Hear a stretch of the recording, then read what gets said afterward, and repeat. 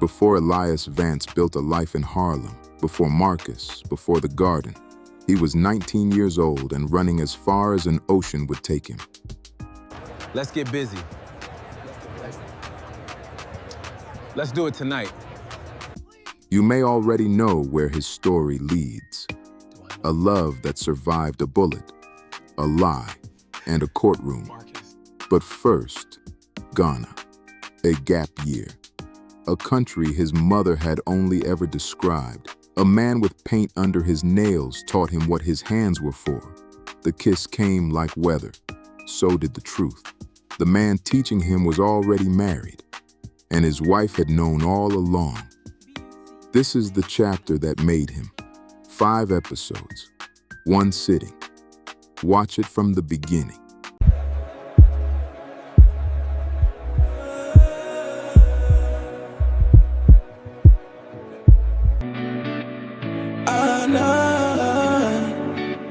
I wanna be with you.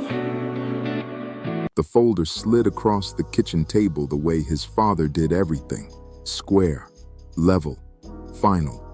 Vance and Son Municipal Contracting embossed like a headstone, a plastic tab with Elias's name already printed on it. Behind him, his mother stirred the Sunday pot and said nothing, which was its own kind of speech. Apprenticeship starts Monday, Silas said. Not a question, not an offer, a load calculation. Union card by Christmas. You'll thank me at 40. The stew breathed ginger into the room. Elias looked at his name in the little plastic window and understood with a clarity that frightened him that a well-built room and a cell have the same corners. Midnight made the estimate sheets honest. Load-bearing columns of numbers marched down every page in his father's handwriting. And there, in the margins, Elias's own hand had been committing quiet treason for years. A hibiscus flower blooming out of a cost column. 2 hands cupped around something growing. A wall that curved because it wanted to. He sat on the floor of his bedroom with the sheets fanned around him like evidence and traced the drawings he didn't remember making. 19 years old and already an expert at fitting inside other men's lines. From the kitchen, the murmur of his parents' voices, his father's flat as a level, his mother's rising once, softly and holding there. Elias pressed his thumb against the little painted flower until the paper warmed and let himself want, for one dangerous minute, a life with no margins at all. If this story is already moving you, take 1 second to like and subscribe. It helps us keep bringing Black love stories like this one to life. Sunday, after the plates were cleared and his father had gone to measure something that didn't need measuring, his mother set the envelope beside the goat stew's last steam like it was nothing, like it wasn't everything. Your grandmother's people are still in Osu, Ruby said, stirring honey into her tea. My cousin Akosua, she has a compound and opinions. The envelope was soft with handling, fat with what he would later count as 4 years of quiet arithmetic. Grocery change, hemmed dresses, tips, folded small. He couldn't speak. She didn't need him to. Go and see where my mother's hands learned to cook, she said, and her voice didn't shake until the last word. Come back when you know what your hands are for.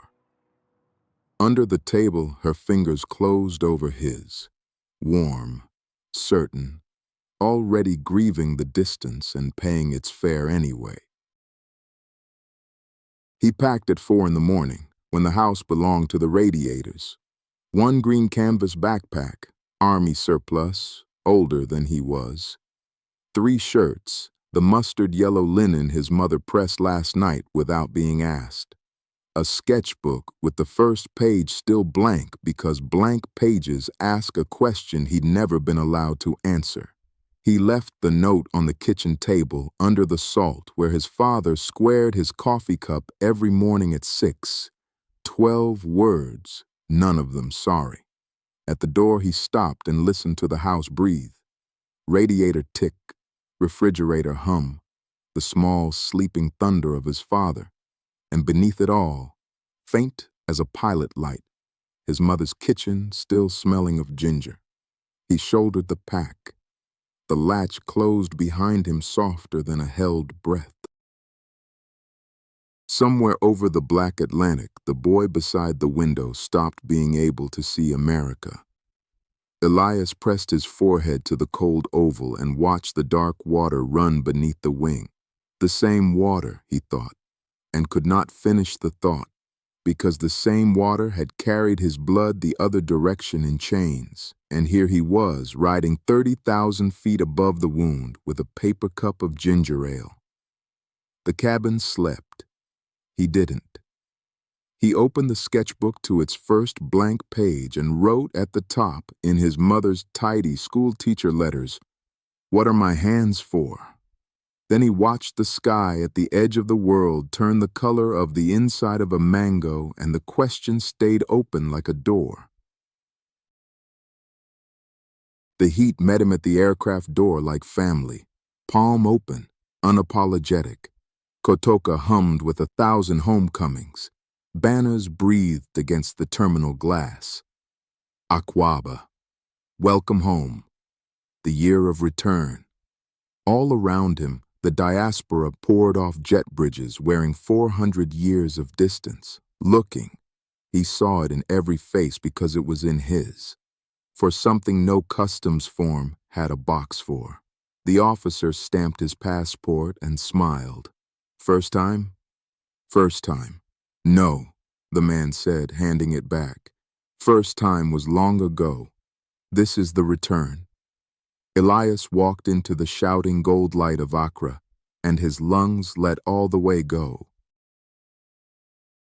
The taxi had a cracked windshield, a dashboard Jesus, and a driver named Fifi who drove the way Accra talked, loud, generous, certain of its right of way.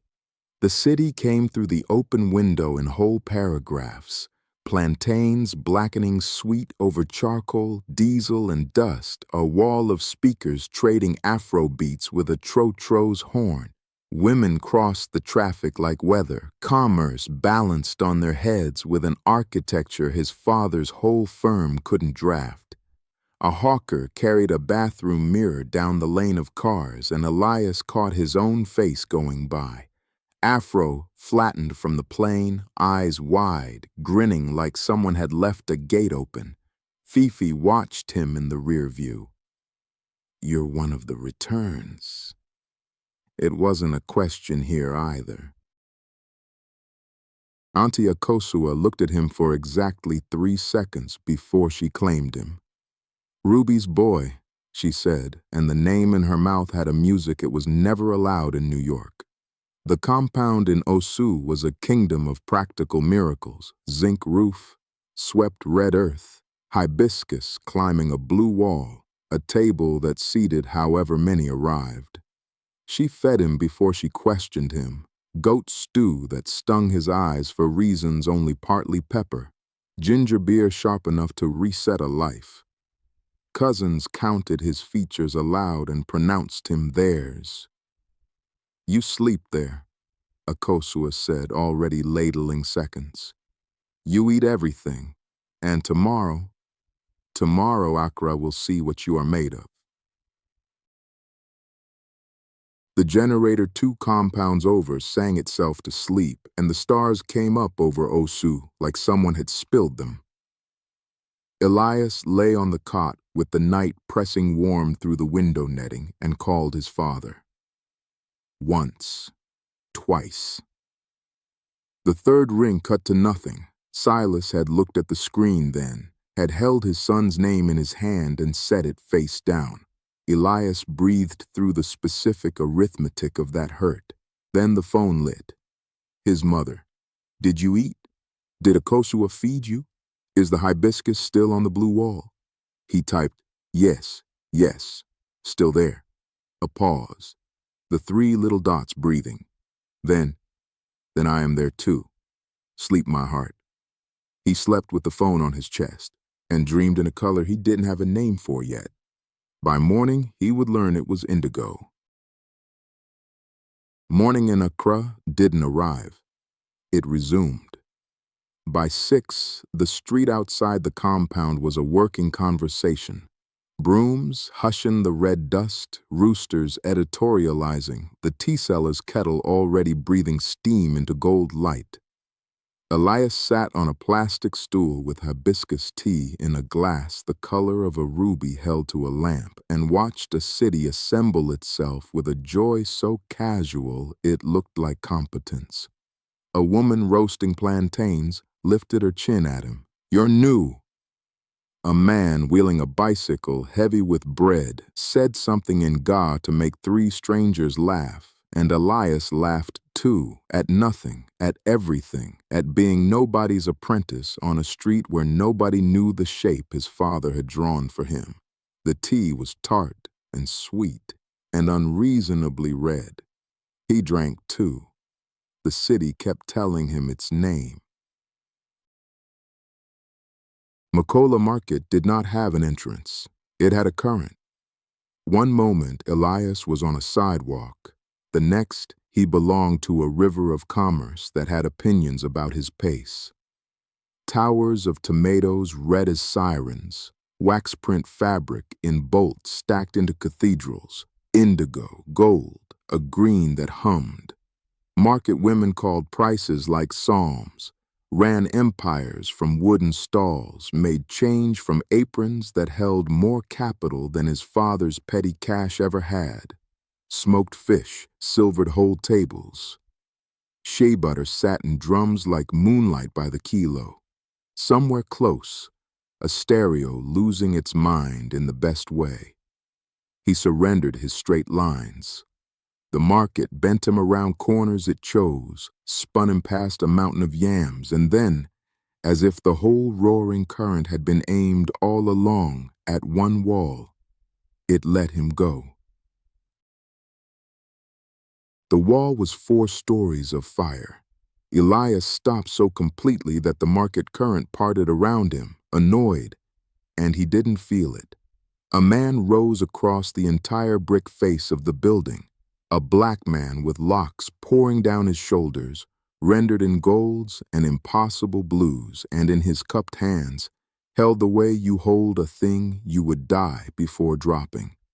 One small green seedling. The painted man was not planting it. He was offering it.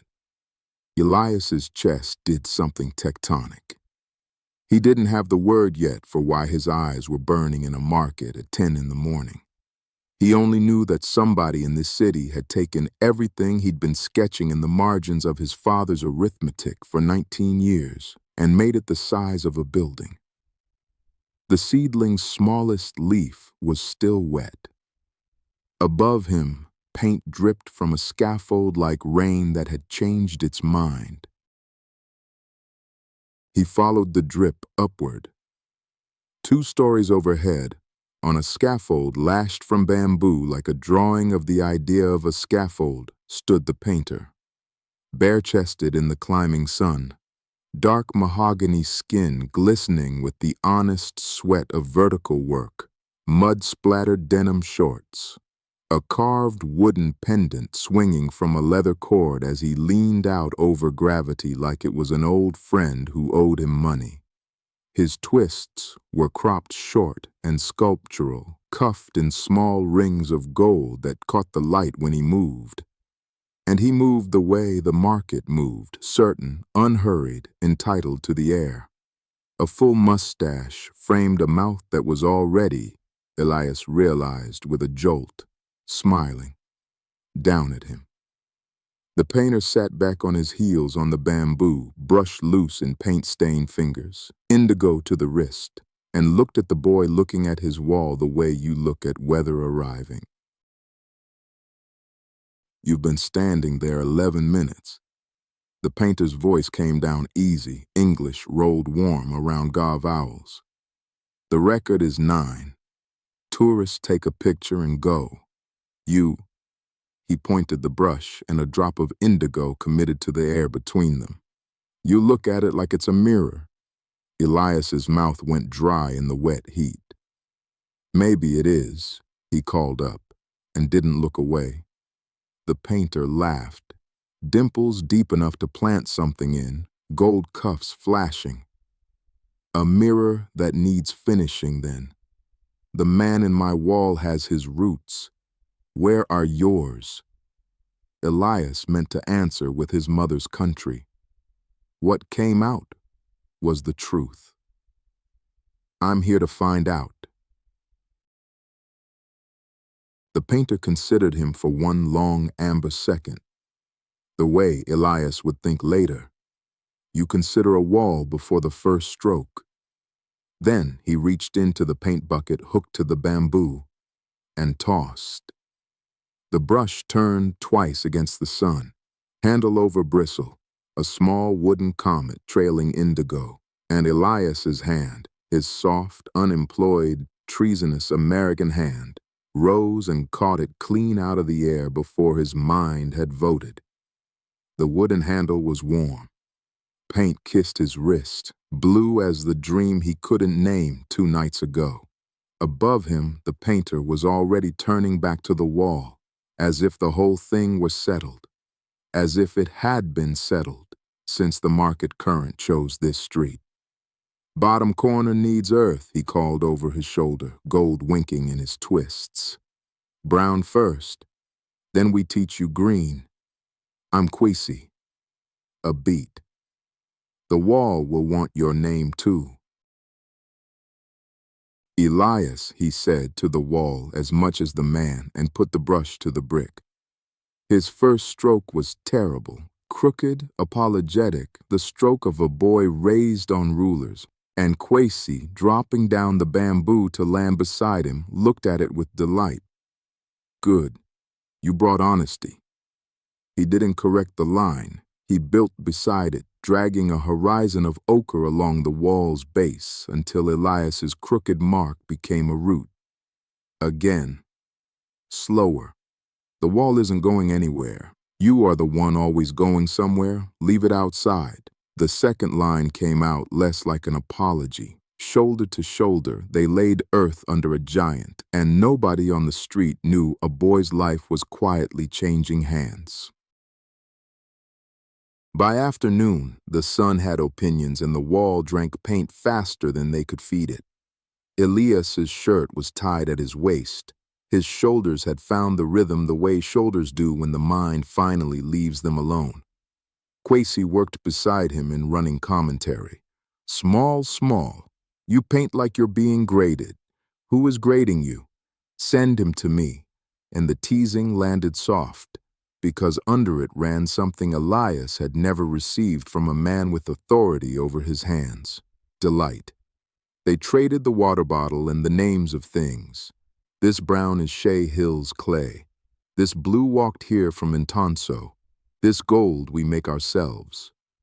When Kwesi laughed, the cuffs in his twists threw sparks. Elias caught himself watching the sparks. He went back to the wall and painted joy. The tea seller found them at 4, 2 glasses of hibiscus so cold the glass wept. They sat on overturned buckets in the mural's shadow, and Kwesi asked the question men who build things always ask. Your father, what does he make? Elias watched the red tea hold the light. Contracts, sidewalks, plans for other people's lives. Kwesi nodded, unshocked, wiping indigo from his knuckle. Mine mended nets. He hated the sea. Every morning hating it, he went. A long pull of tea. The wall taught me, you can inherit the hands without inheriting the hate. The hands are yours, Charlie. He knocked his glass gently against Elias's. To the hands. The tea tasted like a country his mother had saved up to give him. The seedling's smallest leaf defeated him. It needed a curve laid in one motion, confident, unbroken, alive. And Elias's hand kept manufacturing careful little segments. Kwesi watched 2 failures, then stepped in close behind, sea salt, linseed, shea, the working heat of him, and closed his paint-stained hand over Elias's on the brush. The stroke doesn't live in the fingers. His voice went quiet, meant for one person. It lives here. His other hand touched Elias's shoulder blade briefly, precisely. Breathe out. Go. They went. One motion, wrist to shoulder, the green arriving like it had always been there. And for the length of that stroke, there was no market, no Atlantic, no folder with his name in a plastic window. Kwesi stepped back too soon. Neither of them said anything, which was how Elias knew. They cleaned brushes in a cut-down barrel as the light went long and amber and forgiving. Kwesi pointed with his chin down the falling street toward where the city ended in a glitter of ocean. Jamestown, my side, the lighthouse, the boxers, the fishermen, the oldest bones of Accra. The word my wore no fence on it. It was the my of belonging, not owning. I have a studio on the water. Tin roof. When it rains, it plays drums. He said it looking at the sea, not at Elias, which somehow made it larger. The pigments, I make them there. Clay, leaves, fire. The earth holds the memory of who we are. I just ask it to speak. Below them, Accra was lighting itself lamp by lamp, and the painted man on the wall above held his seedling out over the whole of it.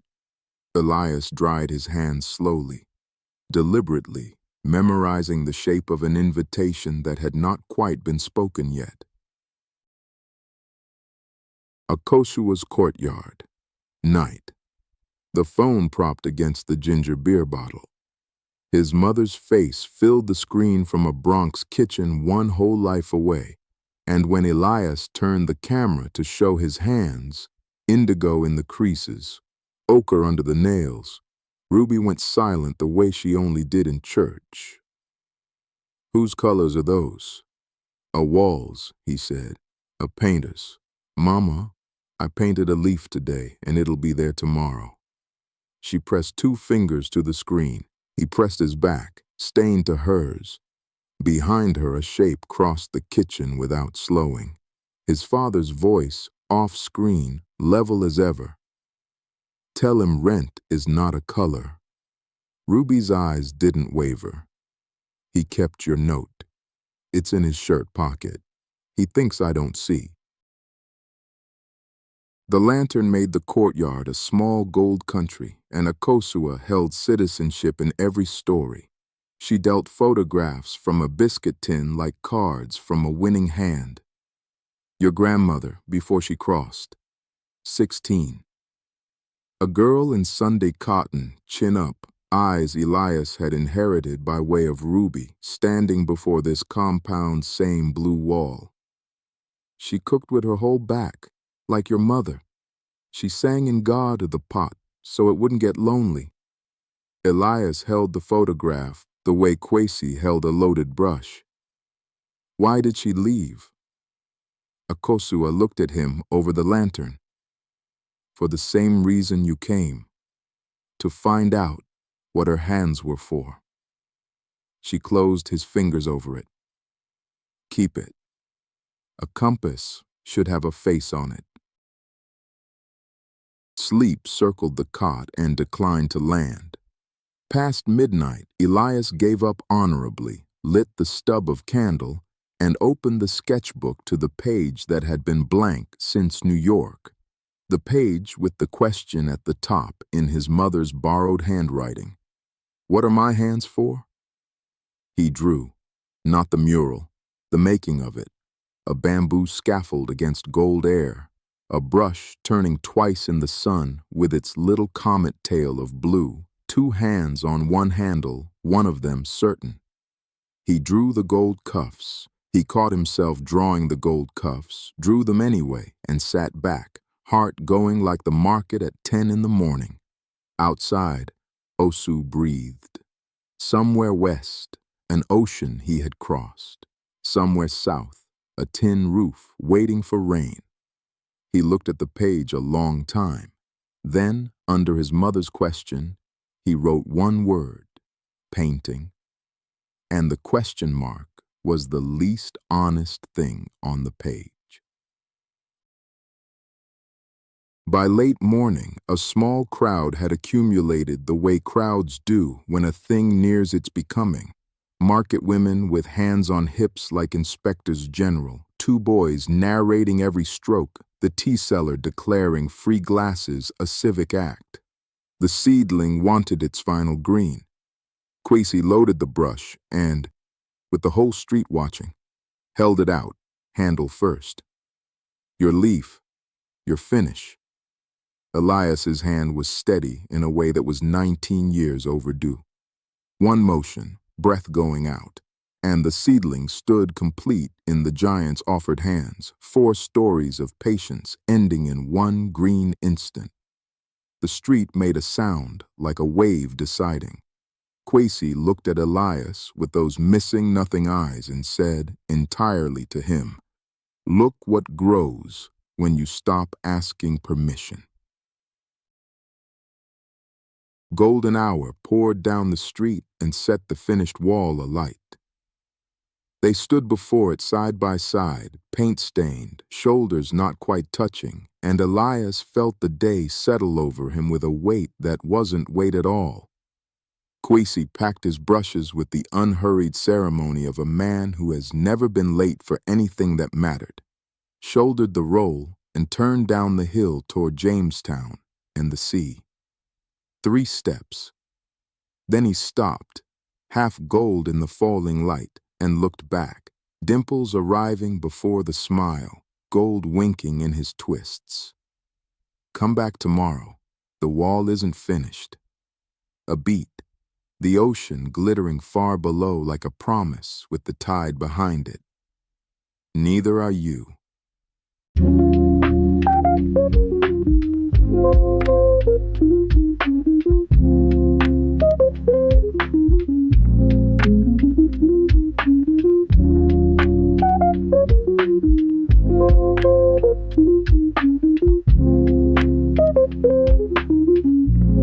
Hello, I'm Elias from New York City. Nice to meet you.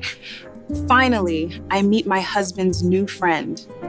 Quasi came for him at Akosua's gate before the heat had teeth, a roll of brushes slung across his back like a quiver.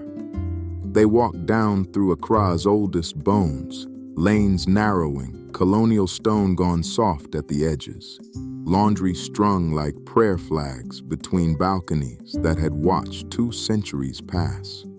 Elias smelled it before he saw it. Salt, and under the salt fish, and under the fish, the green mineral breath of the Atlantic. Quasi named the streets the way other men name relatives. Jamestown raised me, he said, not slowing. Everything I know about color, this place taught me first, before I had a word for any of it. A boy shouted his name from a doorway. Quasi answered without looking and kept walking Elias toward the sea. The lighthouse stood white and patient at the end of everything, its red cap faded to the color of an old wound. Quasi tipped his head back to it the way Elias had tipped his to the mural. The British built it to warn their ships off our rocks, he said. Now, it just watches us fish. From up here, the whole quarter unrolled. Tin roofs catching sun like scattered coins. The fleet a crowd of painted hulls, the market's far clamor threading up on the wind. Elias felt the size of the place settle in his chest. In New York, he had always been the smallest thing inside a large plan. Here, the largeness felt like it belonged to him too. Quasi watched him notice it and said nothing, pleased. If this story is already moving you, take 1 second to like and subscribe. It helps us keep bringing Black love stories like this one to life. They came down to the beach where the boats lay hull to hull, each one painted in a riot of flags and slogans and saints. He reigns, no weapon, Psalm 23, in colors that had no business being that loud and were exactly that loud anyway. Men hauled nets heavy in silver, and the slap of fish on wet stone kept a time older than any drum. Quasi crouched and pressed a thumb to a scarlet hull still tacky at the waterline. See this red? Somebody's grandmother knew how to make it from a root. Now they buy it in a tin. He said it without grief, only attention. I make mine the old way. That's the whole difference between decoration and memory. Elias filed the sentence away like currency. A little deeper into the quarter, the ring of leather on leather led them to an open gym, a concrete yard, a heavy bag swinging from a mango branch, boys with fast hands and older men calling corrections. Bucom made champions the way Jamestown made everything, out of almost nothing, with total conviction. Quasi greeted 3 generations by name. Discipline, he said, watching a boy no older than 12 throw a clean combination. People think joy and discipline are enemies. They're the same muscle. He turned to Elias with the dimpled look that kept rearranging him. Your father gave you the discipline. He just aimed it at the wrong wall. Elias opened his mouth to defend Silas and found, to his surprise, that he could not. Quasi's studio hung at the lip of the sea. Weathered wood and corrugated tin lashed above the rocks, half building, half raft, the whole structure breathing with the tide's percussion below. Inside, stretched canvases leaning in ranks, jars of raw color catching light like a broken cathedral window, the good clean reek of linseed oil and wet pigment. A single wide window held nothing but blue. Sky over water, the seam between them argued by the horizon. Elias stood in the doorway and felt something in him uncurl that had been fisted since the Bronx. This is where you live, he said. Quasi laughed. This is where I'm alive. I sleep up the hill. He tossed Elias an apron already stiff with 100 colors. Put it on, you're late for school. The first lesson had no brush in it. Quasi lined the workbench with bowls, rust-red earth, a fist of dark leaves, a blackened coconut husk, a lump of chalk, and made Elias hold each one. You think paint comes from a store, he said. Paint comes from the ground you're standing on. Ochre is the hills at Shy. Blue is a leaf that has to rot before it gives up its color. Black is fire's opinion of a coconut. He closed Elias's fingers over the red clay. The earth holds the memory of who we are. When you paint with the store's colors, you tell the store's story. When you paint with this, he tapped the clay, you tell your grandmother's. They ground ochre first. Quasi showed him the mortar, the slow patient circle, the way the clay surrendered from grit to powder to something that wanted to be gold. Elias's shoulder ached inside 10 minutes. Quasi's arm never changed its rhythm, a metronome of muscle and ease. Too fast, he said, laying his hand briefly over Elias's on the pestle to slow it. You're grinding like you're angry at it. It isn't your father. The correction was so gentle and so exactly aimed that Elias laughed out loud, and the laugh loosened his arm, and the powder went fine and even. Quasi lifted a pinch to the window light. It glowed. There, he said softly. Now it remembers something good. The indigo lived in a covered vat behind the studio, and it stank gloriously. Fermented leaves gone to a smell like low tide and old pennies. Quasi rolled his sleeve and plunged his arm into the elbow. It came out green, and Elias watched, astonished, as the air turned it blue before his eyes. The color hides until it meets the sky, Quasi said, holding his bluing forearm up like a magic trick that was also a fact. Everything true does that. It waits for the right air. He guided Elias's hand into the cool rot without warning. Elias yelped, then went still as his own skin bloomed indigo in the light, blue climbing his fingers like something remembering how to be alive.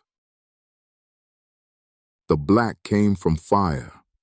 Quasi charred coconut husk in a tin over a low flame until the whole studio smelled of smoke and sea, then ground the cinders to a black so deep it drank the light around it. Every color needs this one to mean anything, he said, thumbing a smear of it onto the back of Elias's blue-stained hand. Joy on its own is just noise. You need the dark for it to become a song. He said it lightly, humming, but Elias heard the other thing underneath, the thing Quasi carried and rarely showed. The knowledge that this bright, loud life of his was built at the edge of a country that did not always want it to exist. Then Quasi set a stretched canvas in front of him, rough primed, terribly white, and put a loaded brush in his hand and stepped back. Now nothing, he said. Just start. Elias froze. All his life, starting had meant asking. Permission from Silas, approval from a plan, the safety of a line already drawn. The white rectangle stared back, like every closed door in the Bronx. His hand shook. Quasi did not rescue him. He only leaned in the doorway with the sea behind him and said, "It can't be wrong. It's not a blueprint. It's a beginning." The word beginning did something. Elias touched the brush to the canvas and made one uncertain ochre mark, and the door, quietly, came off its hinges. The mark was timid, and Quasi crossed the room to fix it. He stood close behind, closer than instruction strictly required, close enough that Elias felt the sea heat coming off his bare chest, and folded his paint-flecked hand over Elias's on the brush. "Feel it," he murmured, and dragged their joined hands in a long, fearless arc of indigo across the white gold cuffs winking at the corner of Elias's eye. The line was gorgeous. It was theirs. Elias laughed, pure, uninhibited, the sound escaping before he could manage it. And Quasi laughed too, and neither of them let go of the brush, and the laugh ran a half-second longer than a laugh about painting had any reason to. Below them, the tide answered the tin. The days stacked into weeks, the way tide stacks sand, invisibly, then completely. Elias learned the studio's grammar, which jar was patient, which brush forgave, how the light at 4 turned every canvas honest. He learned Quasi, that he sang while he stretched linen, that he ate mangoes like an argument he was winning, that his hands were tender with materials and blunt with truth. Salt and linseed soaked into Elias's skin until he stopped smelling them. He woke at Akosua's each morning already leaning toward the sea. Somewhere in those weeks the word apprentice stopped fitting and no honest word arrived to take its place, and so they used none and painted and let the silence do the naming they would not. At the hottest hour they stopped for mangoes. Quasi cut them the Jamestown way, hedgehogged, dripping, and they sat in the tin's shade with juice running to their wrists and the Atlantic throwing light through the slats. "In New York," Elias said, "we ate on the clock, standing up. My father called sitting down a luxury we hadn't earned." Quasi wiped his chin with the back of a blue hand and considered this like a strange species of grief. "Then eat slow now," he said. "Earn it back." He passed the sweetest half across the gap between them. Their fingers met on the wet skin of the fruit and stayed there a breath too long, and the sea filled the breath so neither of them had to. Quasi hummed constantly, low in Ga, a river of sound under everything he did. One afternoon, Elias asked what it meant. Kwesi kept painting a moment before he answered. It's a song my grandmother dyed cloth to, about a fisherman who loved the sea more than the sea could love him back, and went anyway every morning singing. He glanced over, dimples arriving late. She said you should always love the thing that can't keep you. It teaches your heart to be brave instead of safe. Elias thought of a blueprint, of a garden he had not planted yet, of an ocean between him and everything he had fled. Sing it again, he said. Kwesi did, and Elias caught the shape of the tune and badly joined. They took the day's last light on the seawall, legs over the drop, the swells breathing against the stones below. Kwesi told him about Entonso, the dying town, where his grandmother's hands were permanently the color of the sky. Emboldened by the gold light, Elias asked the careful question. Had there ever been someone for him? Something crossed Kwesi's face like a cloud dragging across the sun, there and gone. Jamestown is a small place, he said, which was not an answer at all. He picked a flat stone from the wall and skimmed it far out over the water.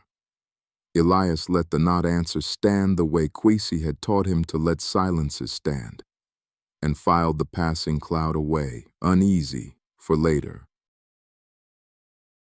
His mother's face swam onto the cracked phone screen that night, backlit by the Bronx kitchen.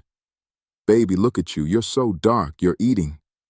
Ruby's joy was uncomplicated, and it made the lie easier and worse. I'm learning a trade, Ma, Elias said, and it was not false, only hollowed. He told her about pigment and clients and a mural commission, true words arranged to hide the truth beneath them. He did not say awake. He did not say a man taught me my hands are not a secret. He did not say I don't know how I'll ever leave.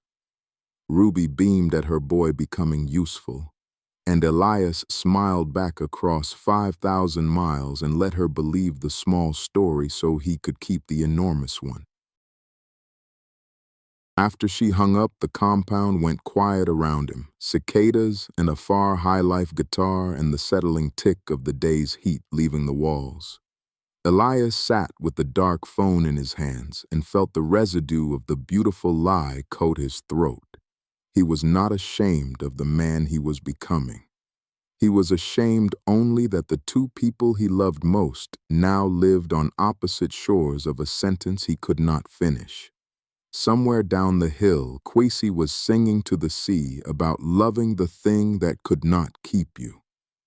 Elias listened to the fragment the wind carried and understood with a 19-year-old's terrible clarity that he was already halfway to being kept and halfway to leaving. Next morning, a brush flick caught Elias's forearm, a comma of wet indigo on the inside of his wrist over the pulse. He reached to wipe it. Kwesi caught his hand. Leave it, he said. Blue looks good arguing with your brown. He did not let the wrist go right away.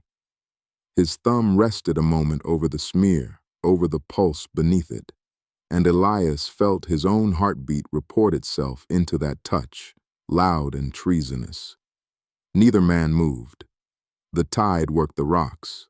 Then Kwesi released him, easy as tide going out, and turned back to the canvas as if nothing had happened, and everything in the not happening had.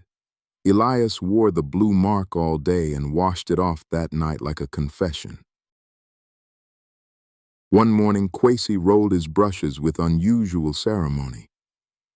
We're going back to Makola, he announced. The mural. Elias frowned. The seedling was done. He had set the last green himself weeks ago to a street's applause. It's finished. Kwesi grinned the grin that kept undoing him. I told you the first day, the wall isn't finished. He was already out the door and up the hill, Elias scrambling after with the ochre jar under his arm and his heart doing something complicated. They came into the market's roar at mid-morning, cassava and diesel and dye, women calling prices, high life spilling from a dust-caked stereo, and stood again beneath the four-story giant with his cupped hands and his single green seedling waiting to learn what was not done. Kwesi went up the bamboo scaffold like a man climbing into his own thought and began, without sketching, to paint. Low on the wall, in the warm dirt at the giant's feet, a second figure took shape under his brush. Small, unfinished, human. An ochre curve, the suggestion of shoulders. Elias watched from the street, ochre jar forgotten in his hands as the figure gathered detail. A lean frame not yet grown into itself, an arm reaching up toward the giant's offered seedling, and Kwesi worked the black in now, quick and sure. A medium, well-shaped halo of hair, no beard, a face turned up in unmistakable awe. The market noise dimmed in Elias's ears to a single held note. He knew before his mind allowed the word. He knew it in his chest first, the way Kwesi had taught him everything true arrives, hidden until it meets the right air, then blue all at once. The small figure reaching up toward the seedling, drenched in the giant's shadow and stepping out of it into color. It was him. Not a portrait, a truth. Kwesi had painted the boy who had stood in this exact spot weeks ago and looked up and started to become someone. Elias's eyes stung. Above him, Kwesi leaned back on the scaffold to check his work, found Elias's face in the crowd, and answered the unasked question with the softest thing his loud mouth had ever said. There you are. The crowd's joy had a visitor. A long cream car eased to the market's edge, and a man stepped out of it into the dust, as if the dust should feel honored. Linen suit, gold at the knuckle, a smile broad as a bishop's. Julius Danso, he announced, though everyone already knew. His money had painted half the murals in Accra. He praised the wall like a man appraising it. And then he found Elias with his eyes and did not let go. And who is this? He draped an arm around Elias's shoulders, warm and heavy as ownership. The second figure himself. You have a good eye, young man. Better than this scaffold deserves. Come and see me. I could give you a real future, not this romantic poverty. Elias waited for Kwesi to laugh, Danso off the way he laughed off everything. He did not. On the scaffold, Kwesi had gone still and careful, his loud face folded shut, and Elias understood with a cold drop that this man, this cologne, this car, this arm, paid for the paint, for the wall, for all of it. Mr. Danso is generous to the arts, Kwesi said, and the flatness in it was a language Elias knew from a Bronx kitchen, the voice of a man measuring what he could not afford to lose. Danso pressed a heavy embossed card into Elias's palm, held the grip a beat too long, and swept back into his car. The dust settled behind it. Something had changed color in the day, and not for the better. That evening, Kwesi brought him up the hill at last, past the studio, to a small bright house with a mango tree and music leaking from the windows. Come, eat, meet my family, he said, easy again. And Elias let the day's unease loosen in the smell of groundnut soup. Inside, a woman moved at the stove with the fluent authority of someone who belonged there completely. She was beautiful in a composed, careful way, and she turned when Kwesi said her name, and her eyes went first to him and then, measuring, to Elias, to the paint under Elias's nails, to whatever was written plainly on Elias's open face. Her smile arrived exactly on time and stopped just short of her eyes. So, she said, this is the boy from America. Elias smiled and reached to shake her hand, reciting the manners his mother had drilled into him. I'm Elias. Thank you for having me. You're Quasis. The pause hung open, waiting for cousin, for sister, for friend. The woman took his hand in a cool, dry grip and held his eyes while she answered, gently, precisely, like setting down a glass she already knew would shatter him. Amma, she said, his wife. The word went through Elias like cold water finding a crack.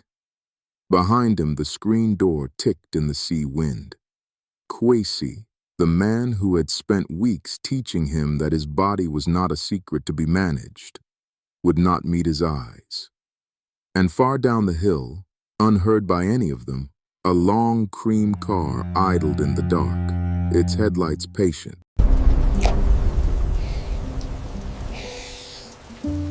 Elias, I have a secret. She took his hand before he could offer it.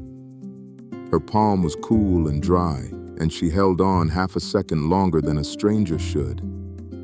You must be Elias. The smile was warm, and it did not reach her eyes. He talks about you, the American, the one who did not know how to hold a brush. I'm learning, Elias said. He says you learn fast. She turned back to the pot and lifted the lid, and the smell of groundnut soup and smoked fish came up into the room. Sit. You will eat. In this house, nobody stands in the doorway. I don't want to trouble you. It is not trouble. It is Tuesday. She set out a third bowl without asking whether he wanted it and wiped her hands on a cloth. I am Amma, by the way. A beat, easy, the way a woman names the weather. His wife. The room did not spin. That was the strange part. The room stayed exactly where it was. The soup went on breathing steam. The mango branch went on scraping at the window. Somewhere below the hill, a radio went on playing something with a horn in it. And Elias stood in the middle of all that ordinary evening while 6 weeks of floor came up under him at once. He looked at Kwesi. Kwesi was looking at the floorboards. That was the whole answer, and it took less than a second. Elias was out the door before he knew he had moved. He got 20 yards down the lane before Kwesi caught him. The hand that closed on his arm was the same hand that had folded over his on a brush that afternoon, and Elias hated that he knew the weight of it. Elias, Elias, listen to me. Don't touch me. It is not what you are thinking. I don't want to hear it. It came out of him like something thrown. 6 weeks. 6 weeks. And every day you had a wife at the top of this hill, and every day you let me stand in your studio like a... He could not finish it, because finishing it meant saying out loud what he had allowed himself to become. You put my hands in your dye. You put your hands on mine. I know what I did. Then tell me, it was nothing. The rain had not started yet. The air was holding still for it. Tell me it was nothing, and I'll go home tonight and we'll both call it a good summer. Kwesi did not say it. That was the worst answer available to him, and it was also the only honest one, and Elias tore his arm free and did not look at him again. Kwesi let go. He did not chase a second time, and above them both, at the top of the lane, Amma stood in the lit doorway with her arms folded, having watched all of it. Her voice came down the hill, level and unhurried, in the tone of a woman who has already lost this argument once tonight. Kwesi, you need to tell him the whole truth. Kwesi did not turn around. And will he believe me? If this story is already moving you, take 1 second to like and subscribe. It helps us keep bringing Black love stories like this one to life. He did not go back to Osu. He went down to the water instead because the water was the only thing in this country that had never asked him for anything.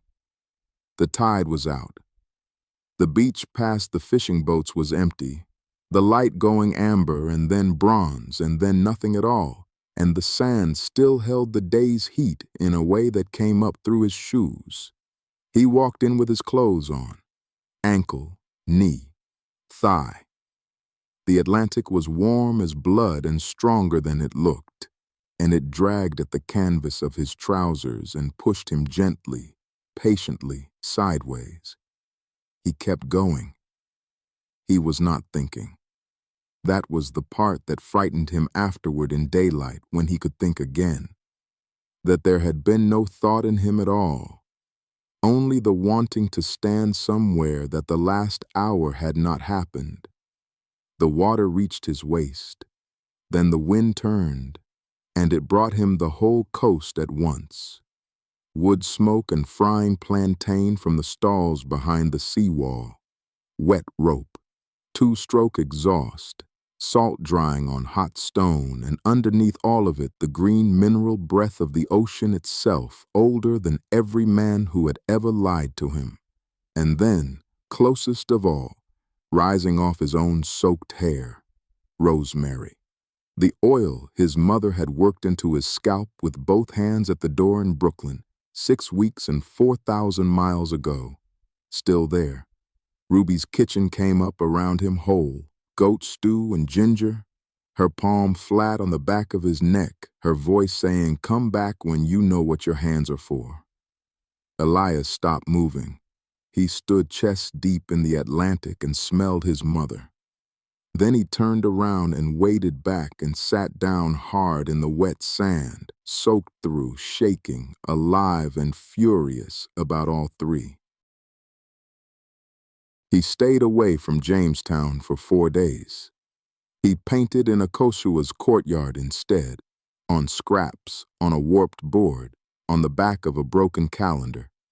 And everything he made came out the color of an argument.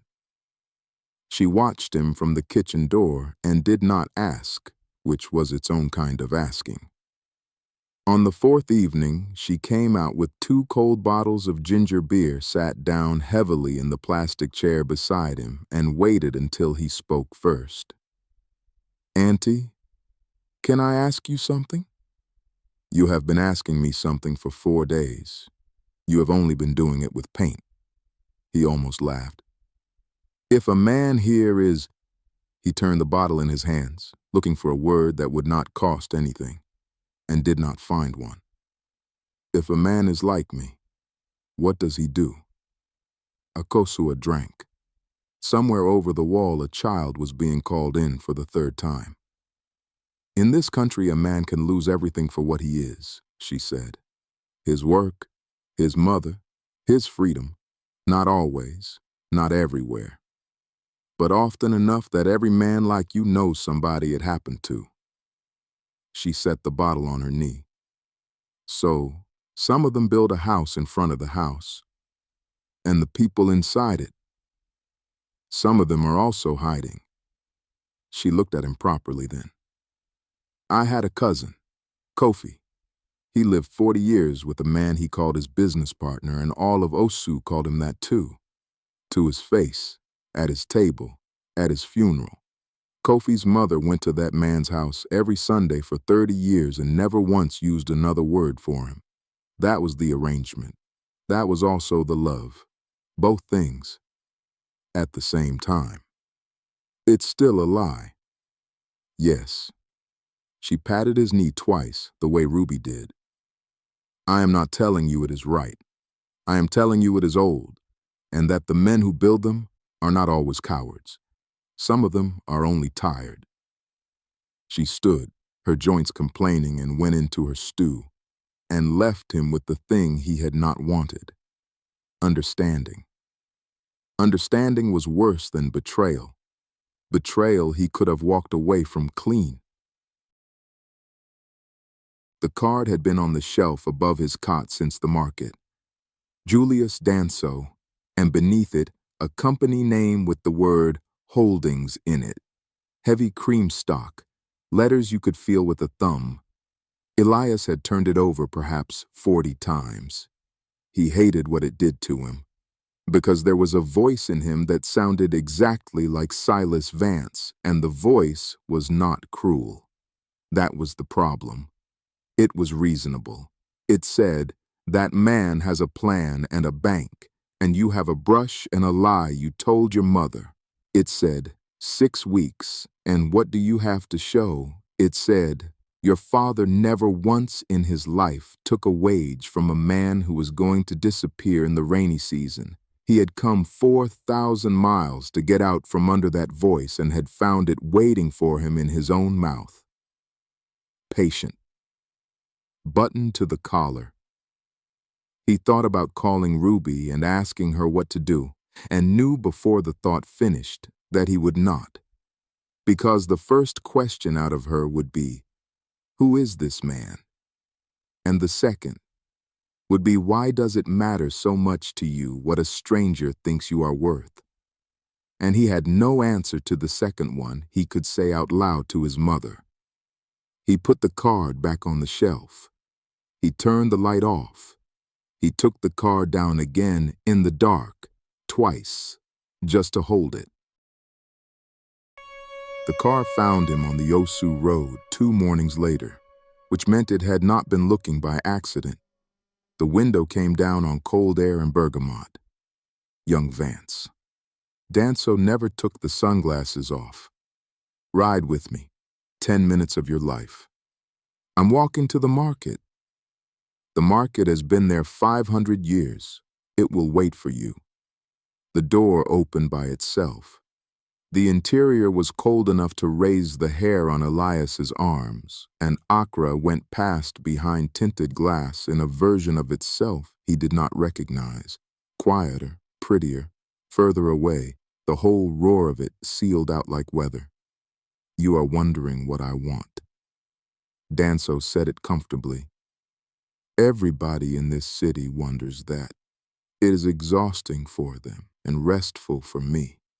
I'm wondering how you knew where I'd be. I know where everything is. That is the entire business. He turned the heavy gold ring once around his finger. Do you know what the year of return actually is? Every one of them coming home for the feeling, standing at that door of no return with their hands on the stone, crying, buying kente, flying back to Atlanta on Sunday. It is beautiful. I have nothing bad to say about it. The smile widened. I came home for the land.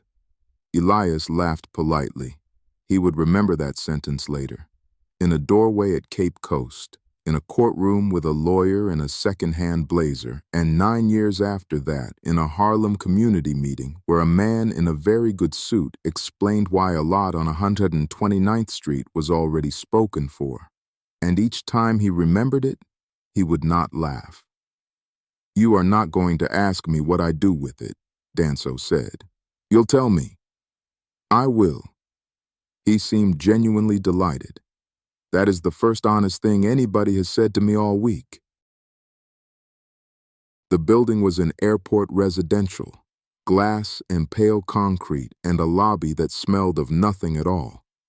On the 4th floor, Danso opened a door onto a white room, 40 feet of it, with a clean north window and a floor that nobody had spilled anything on yet. Artists need light, he said. Northern light. It does not move all day. I did not know that until a painter told me, and then I bought a building with it in. Elias walked out into the middle of the room. His own footsteps came back at him off the walls. Whose is it? Nobody's. That is the point of it. Danso spread his hands. It is yours. Free. And a stipend. Call it a fellowship. It looks better on paper, and it lets my accountant sleep. He named the figure. It was more than Silas earned in a season of subcontracts. Elias stood in all that emptiness and felt something move in him that was ugly and honest at the same time. He wanted it. Not the money. He could not have explained the money. What he wanted was the smell of a floor that would never flood, a roof that was not somebody's favor, a room where he would not have to be grateful every single day for being allowed to stand in it. Why me? Because you are young and you are good, and in 2 years you will be very good, and I would rather own the 2 years than the 20. Danso shrugged. I am not a mysterious man, Elias. I'm only an early one. I'm 19. Even better, Danso said. What do you want? Elias said. In return, access. To what? The work. A pause exactly long enough to be heard. And the artist. He crossed the room without hurrying. He never hurried, and settled a broad hand at the back of Elias's neck. Warm, proprietary. The gesture of a man who had never once been told no and had grown fascinated by the word. Do you know what Boateng is? Danso said pleasantly. He is a very fine painter. He is also a rented boat. I pay for the scaffold. I pay for the wall. I pay the boys who mix his lime, and I pay the man at the assembly who signs the permission. When I stop paying, the wall stops. It has stopped before. Ask him about the wall on Kojo Thompson Road sometime and watch what his face does. The hand stayed where it was. I do not rent people I like, he said. I keep them. Elias did not move and understood several things at once and in the wrong order, that the room was not free, that nothing in this man's country was free, that the price had been quoted to him in a language with no numbers in it, and that he was expected to be sophisticated enough to hear it and not vulgar enough to say it out loud. I should get back, he said. Of course. The hand lifted. The warmth never faltered. That was the frightening part. Refusing cost nothing. The offer simply stayed open behind him like a door in a house whose address he now knew. Take the week. Take a month. I am not a man in a hurry. Danso smiled at the north window. I am a man who buys land. He said he needed to think, and Danso said, take all the time you like, in the voice of a man who has never lost anything he decided to wait for. Back in Osu, Elias sat on the edge of the narrow cot with the card in his hand and tried to name what he had felt in that white room. It was not desire. He turned that over carefully, twice, and was sure of it. Danso had done nothing to him that Kwesi did not do with a single look across a workbench. It was the smell of a floor that would never flood, of a rent that would never be late, of a man who would never say you'll come back when you're hungry, because he had already made certain you never would be. Silas had raised him to be starving. That was the entire architecture of his childhood. Work is scarce, love is a wage, and a man who cannot feed himself has no business having opinions about anything else. Danso had walked into that building and found the hunger sitting exactly where it had always sat and set a plate down beside it, and never once said the price out loud. And the terrible thing, the thing Elias would not say to another living person for 9 years, until a night in Harlem with a man who built towers and understood being bought, was that for about 90 seconds in that white room he had wanted to say yes, not to Danso, to never being hungry again. On the 6th day, the light went wrong. Accra's blue drained out of it, and a green came into the underside of the clouds, a color Elias had never seen in a sky and would never afterward find in a paint tin.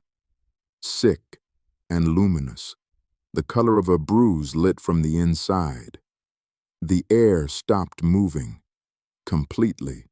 The compound went quiet the way a room goes quiet when somebody has said something unforgivable, Then everybody moved at once.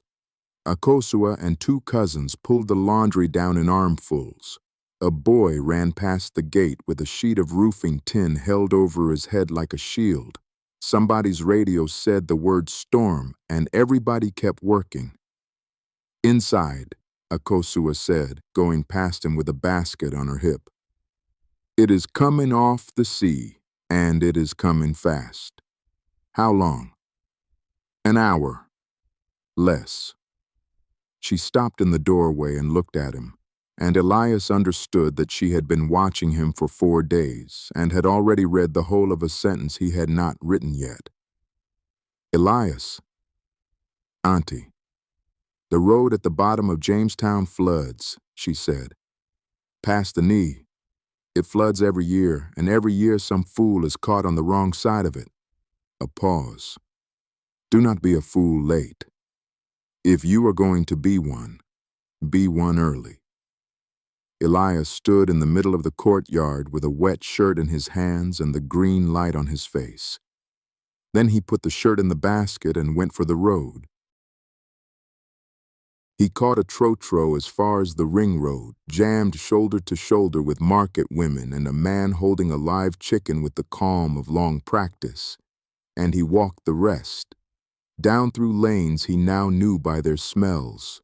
Bread here, drains there, charcoal, dried fish, sawdust from the carpenter's yard, and underneath all of it the mineral breath of the Atlantic waiting at the bottom of everything.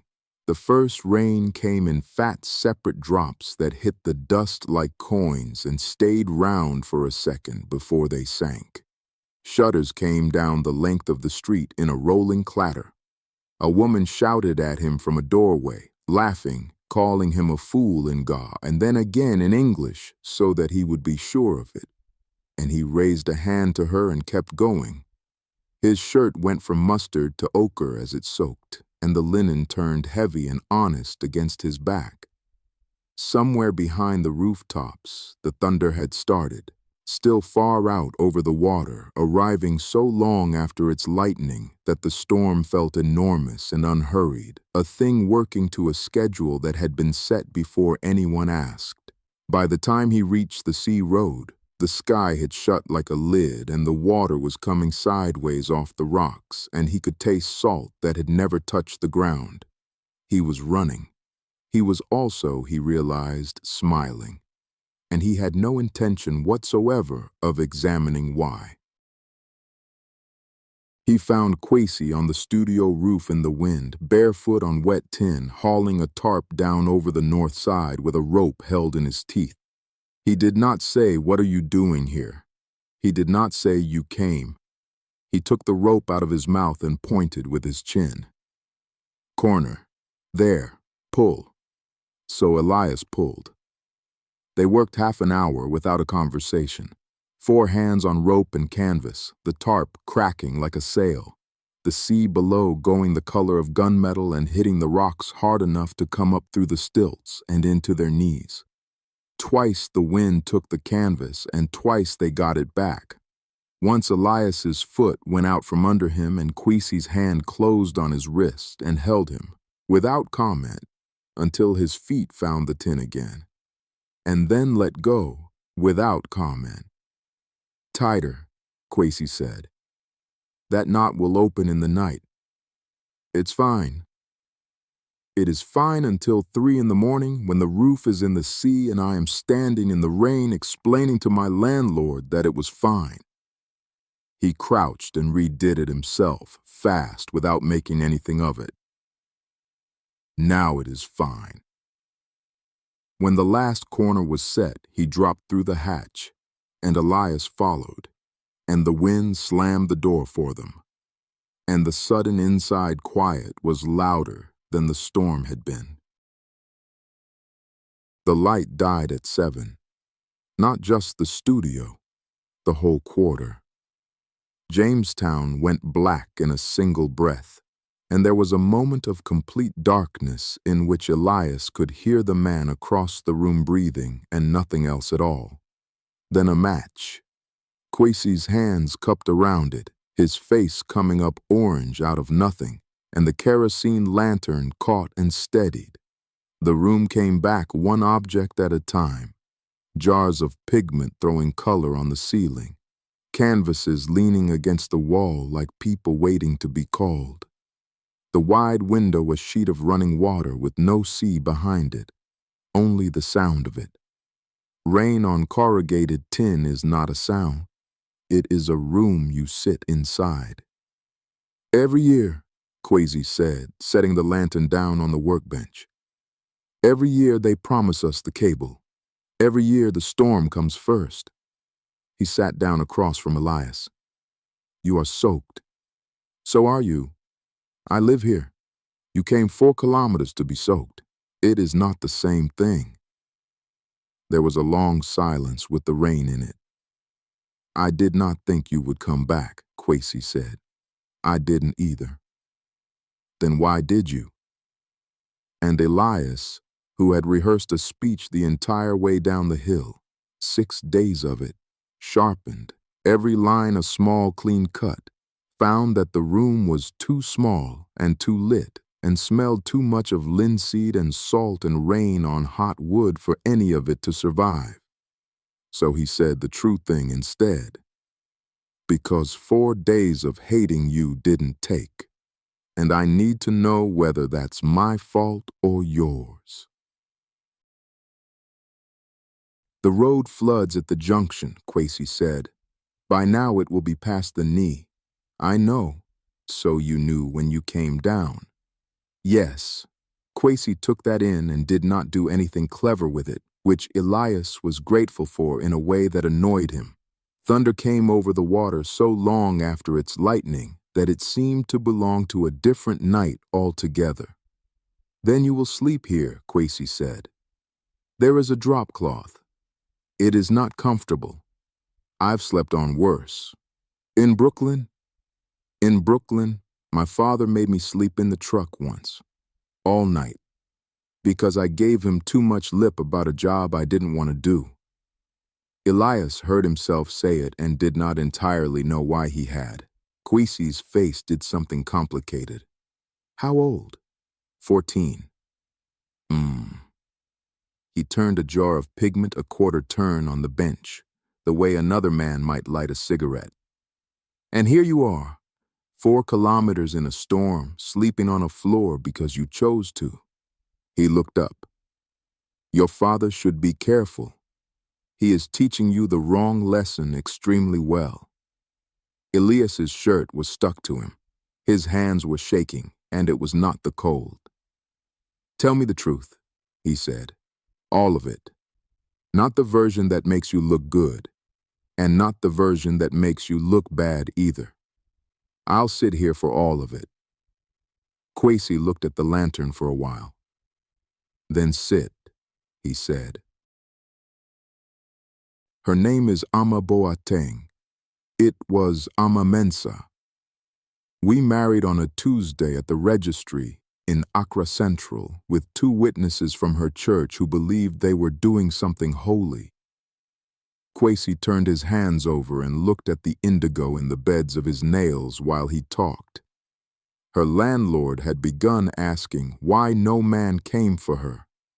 That is how it starts here, not with police, with a landlord. A woman of 24 with her own money and no husband is a question, and a question becomes a rumor, and a rumor is a thing that people feel entitled to solve on your behalf. He glanced up. 3 months before that, my cousin Nee was beaten outside a bar in Bukom. 4 men. They took his phone and his shoes, and they told him what he was while they were doing it. He went to the police station with his eye swollen shut like a fist, and they laughed at him and asked him what he had been wearing. Jesus. He lives in Kumasi now. He is a good man. I have not seen him in 3 years. Kwesi shrugged, and it was not a light gesture. So, Ama needed a husband and I needed a wife, and we are friends, and we did the arithmetic. And you? We have never shared a bed. Not once. Not on the wedding night. Not since. He said it flatly as a fact, without pleading for anything. She is my friend, She is my sister. She is my roof, and I am hers. Her mother believes I am a disappointment who paints walls for a living, and that is useful, because a disappointed mother-in-law does not look closely at anything. The rain kept building its room around them. You want me to say it is love, Quasi said. It is not love. I will not dress it up for you. It is a wall I built around a house so that nobody would ask what lives inside it. And what lives inside? Quasi looked at him across the lantern for a long moment. Nothing, he said. For 3 years, nothing lived inside it at all. You let me walk into it. Yes. For 6 weeks. Yes. You could have told me the first day, in the market, 2 words. I could have. Quasi did not soften it. Shall I tell you why I did not? Because for 6 weeks I was a man with no wall. You did not know there was one. So when you looked at me, there was nothing standing in front of me. His jaw worked once. That is the most selfish thing I have ever done. And I would like to tell you that I am sorry, but I am only sorry that it ended. Elias found, sitting there, that he could not get his anger to catch. It kept guttering out against the plain fact of the man. A wall built around a house. He thought about his own father, who had built one too, and put his son inside it, and called it a trade. He thought about Akosua's cousin Kofi and 30 years of Sundays and a word that nobody said at the funeral. He thought about how many men he was going to meet in his life who had learned to make a shelter out of a lie, and how few of them would ever sit in a blackout with the rain coming down and tell him the truth about it. I hated you for 4 days, he said. Quasi nodded, accepting the invoice. And now? Now I'm angry that you had to. Elias turned the jar in his hands. That's worse. You know that's worse. I know, Quasi said. Anger, you can put down. The lantern hissed. Then Quasi stood up and said absurdly, You have not eaten, and lit the gas burner, and the blue ring of flame made the entire night change its mind. I'm not hungry.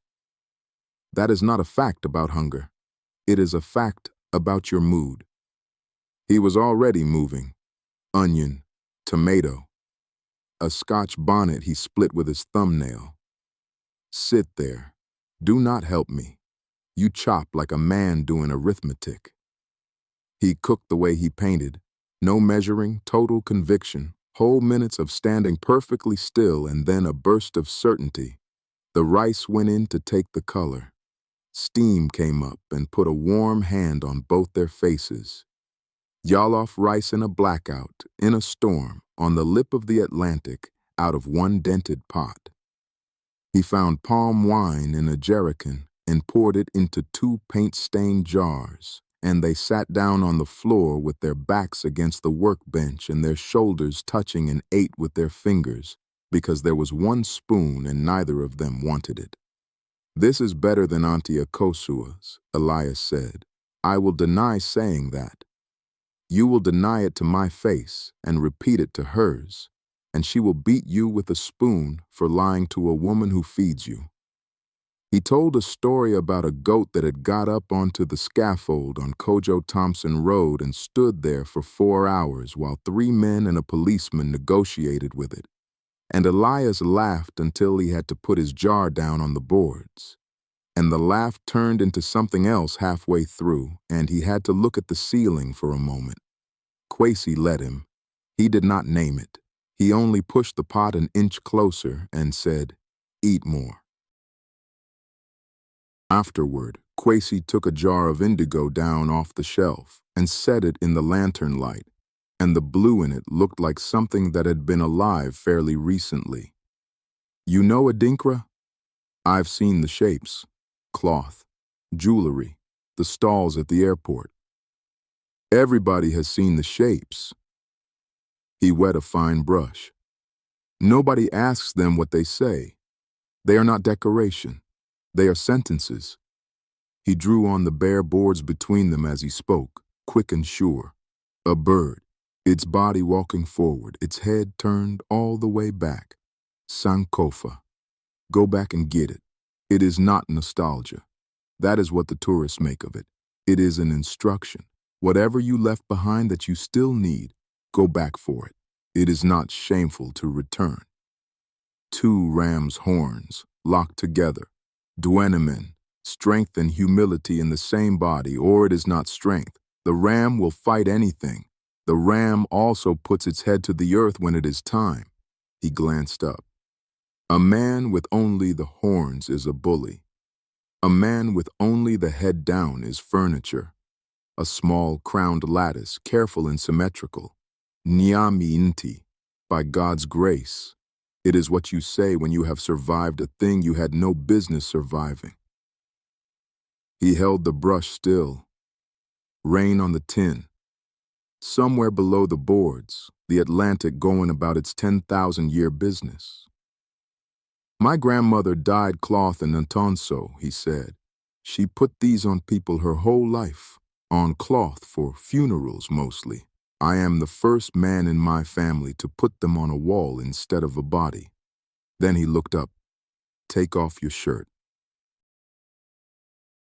Elias's hands did the buttons badly. The wet linen came away, and the air off the storm found his skin, and he sat very straight on the stool with his heart going like the tin above them. Kwesi knelt down in front of him, loaded the brush, and then waited. Waited long enough that it stopped being preparation and became a question, and Elias answered it the only way that was available to him, by breathing out and letting his shoulders down. The first line went over his sternum, cold, and he shivered and did not move. Sankofa, the backward-looking bird, drawn slowly, the brush lifting and returning, indigo running blue-black over medium-dark brown. Kwesi worked with his whole attention, the same attention he gave a wall 4 stories up with the whole street watching. Go back and get it, he said quietly, to the shape and not to Elias's face. Everything they told you to leave in New York. Your grandmother's hands. The way you cried in front of the mural and told me it was the dust. I did not cry. You cried. The brush moved. Go back and get all of it. It is not lost. It is only behind you. That is the whole teaching. That the thing behind you is still yours, and that turning around is not the same as going backwards. Elias looked down at the wet blue on his own chest and thought about a man in a cream linen suit offering him a floor that would never flood, and about how nothing in that white room had cost this much or been worth 1/10 of it. Keep going, he said. The ram's horns went at the point of his shoulder, one on each side of the bone, the brush turning where the muscle turned. Elias watched the top of Kwesi's head, the gold cuffs on the twists catching the lantern, the concentration, the mustache moving as he mouthed each shape before he drew it. Nobody had ever touched him with that much attention and asked for nothing back. That was the thing that undid him, not the hands. The attention. Strength and humility, Kwesi said, thumbing a run of indigo off his collarbone before it could reach his ribs. Your father gave you one of the two. Which one? Guess. He'd say he gave me both. Men who give you humility rarely call it that.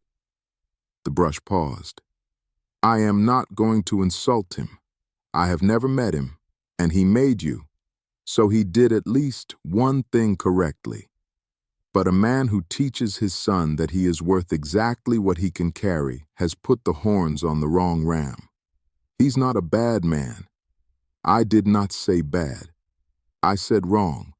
They are very different, and people confuse them constantly, usually to protect somebody.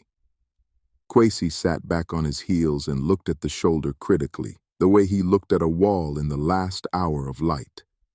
There, Now you are strong on that side, and you know it, and knowing it is most of the work. Elias's laugh came out of him shaped like something else entirely. Kwesi did not comment on that either. The last one he put over the heart. He had to lean in close to do it.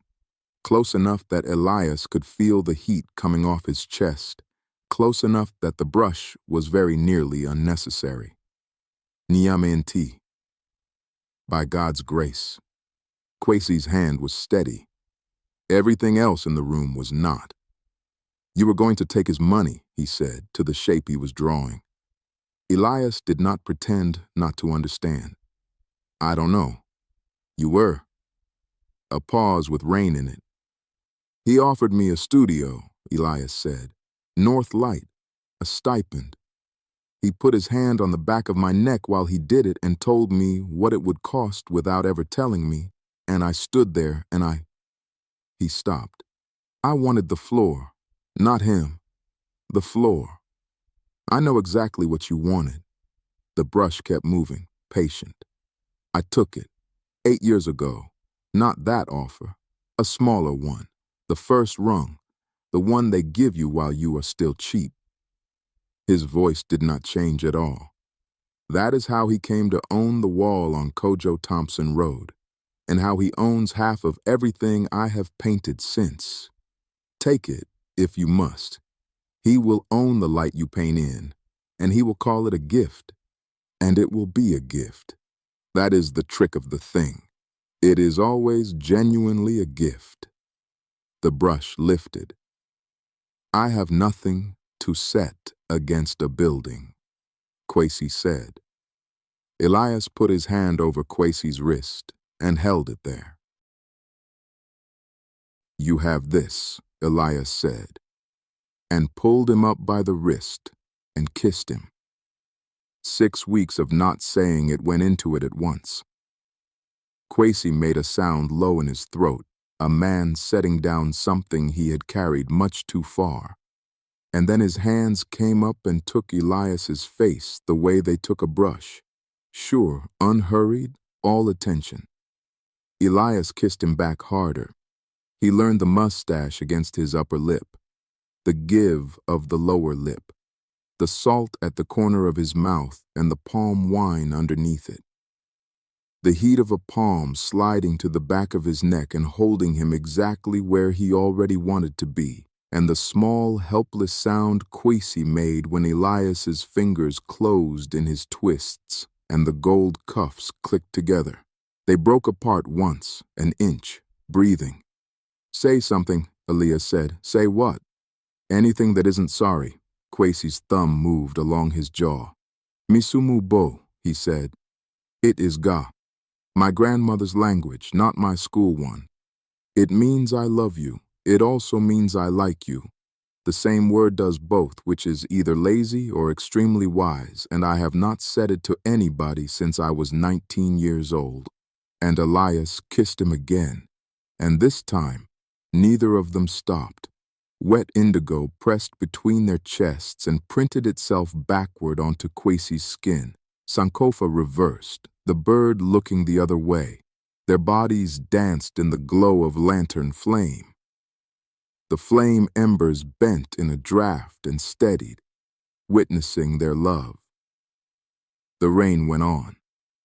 Below the boards, the Atlantic worked at the rocks the way it had for 10,000 years, patient, and getting exactly what it wanted. Later, the lantern was down to a bead, and the storm had gone from a roar to a long, steady conversation on the roof. They lay on a paint-stiff drop cloth with a folded tarp for a pillow, fingers laced, Elias's chest still tacky with drying blue, and a mirrored smear of it printed across Kwesi's. Neither of them made a speech of it. Kwesi hummed something in Ga, 4 notes over and over, and stopped when Elias's breathing changed. What is that? A fishing song. It is about a man who cannot come home until the tide lets him. A pause.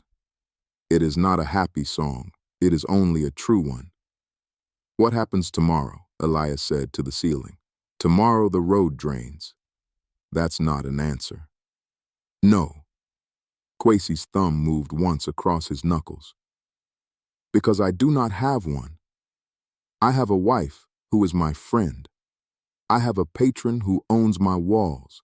I have a country that will put me in the back of a van if the wrong man decides to be offended on a Tuesday.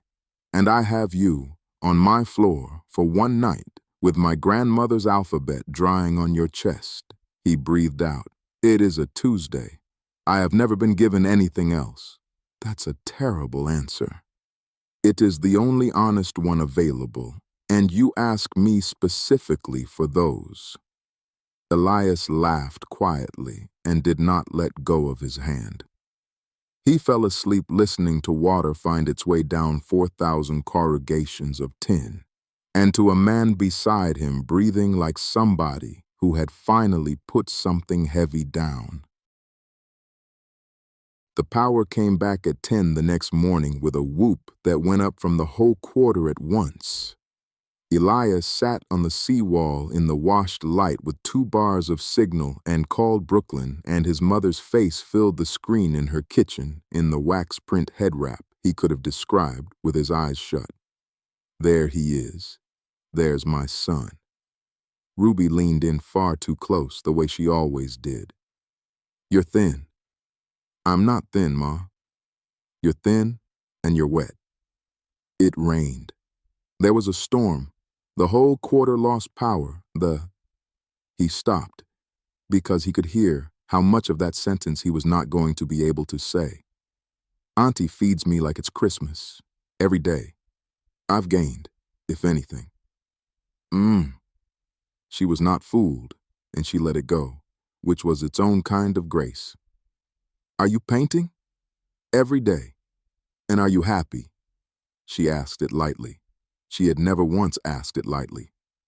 Yeah, Elias said, and was astonished to find that it was true even now, even after everything, even with his chest still faintly blue under a clean shirt. Yeah, Ma, I am. Ruby's whole face changed, and she looked away from the camera for a second and back. Then that's the money well spent, she said. And then, behind her, in the dim of the front room, his father coughed, and coughed again. A second one, deeper, with a tear in it, going on a beat too long. Ruby's eyes went somewhere for half a second before she brought them back. Tell me about the market, she said.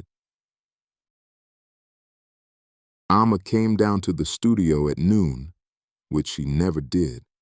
She wore a good dress, and she had done her face, and she stood in the doorway with the sea burning white behind her and would not come in. Quasey went still the way he had gone still under the mural, the warmth folding shut, the shutters coming down over a house. Amma. She did not look at him. She spoke to Elias. I am not here to fight you. Her hands were folded at her waist, and they were perfectly steady, and Elias understood that she had rehearsed this the entire way down the hill. Whatever you have decided that I am not that. I know what you saw on Tuesday. I know what you think it makes me. I don't think anything about you. That is not true, and you are too young to lie well. It was not unkind. That was the worst of it. None of it was unkind. I have been his wife for 3 years, and his friend for 9. I have covered for him with my mother, with my church, with my landlord, and with 2 policemen at a checkpoint outside Tama at 1 o'clock in the morning. I did not do any of that in order to be the villain in somebody's love story. Amma, Quasey said. I am talking, still not looking at him. I came down here myself because you were going to hear it from somebody today, and I would rather it was me standing in front of you than a rumor walking up that hill. The sea went on behind her. I am pregnant. Whatever you have decided I am not that. BUT, I am pregnant. Noon on the Jamestown Hill, and the first thing in the world is her voice. No music, no mercy. It was never yours to lose, Elias. Amma stood 3 steps above him on the path, the Atlantic a hard blue plate behind her, her wedding band catching the light like a struck match. The child isn't Quasi's either. She said it the way she named the weather. The path did not move. The goats did not stop. Somewhere a radio played a horn line, indifferent. And Elias stood in the ordinary blaze of a Tuesday while the whole shape of the last night and the last 6 weeks and the last 3 years he had never been told about came apart at once. The word landed somewhere below his ribs, where the salt of last night's ocean still lived on his mouth, and it went bitter there. He had waded chest deep into that water 12 hours ago. He could still taste it. The noon heat pressed on the back of his neck like a hand that meant to hold him in place. Danso. She did not have to say the name. Elias watched the shape of it form in the air between them, and he refused it. The way you refuse a wave you see coming and cannot outrun. Braced, useless, already wet.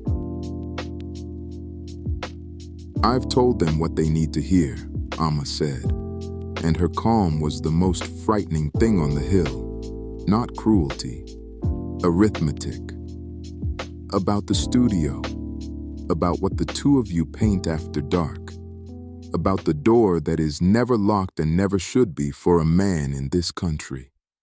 She smoothed her dress over the small round certainty of her belly. They will come with a reason that sounds like decency. It will not be about decency. A gull cut over them. It is about the land. It was always about the land. Told who? His voice came out level, and he did not know how. Told who? Amma. She looked at him for a long moment, and for the first time something moved under the composure.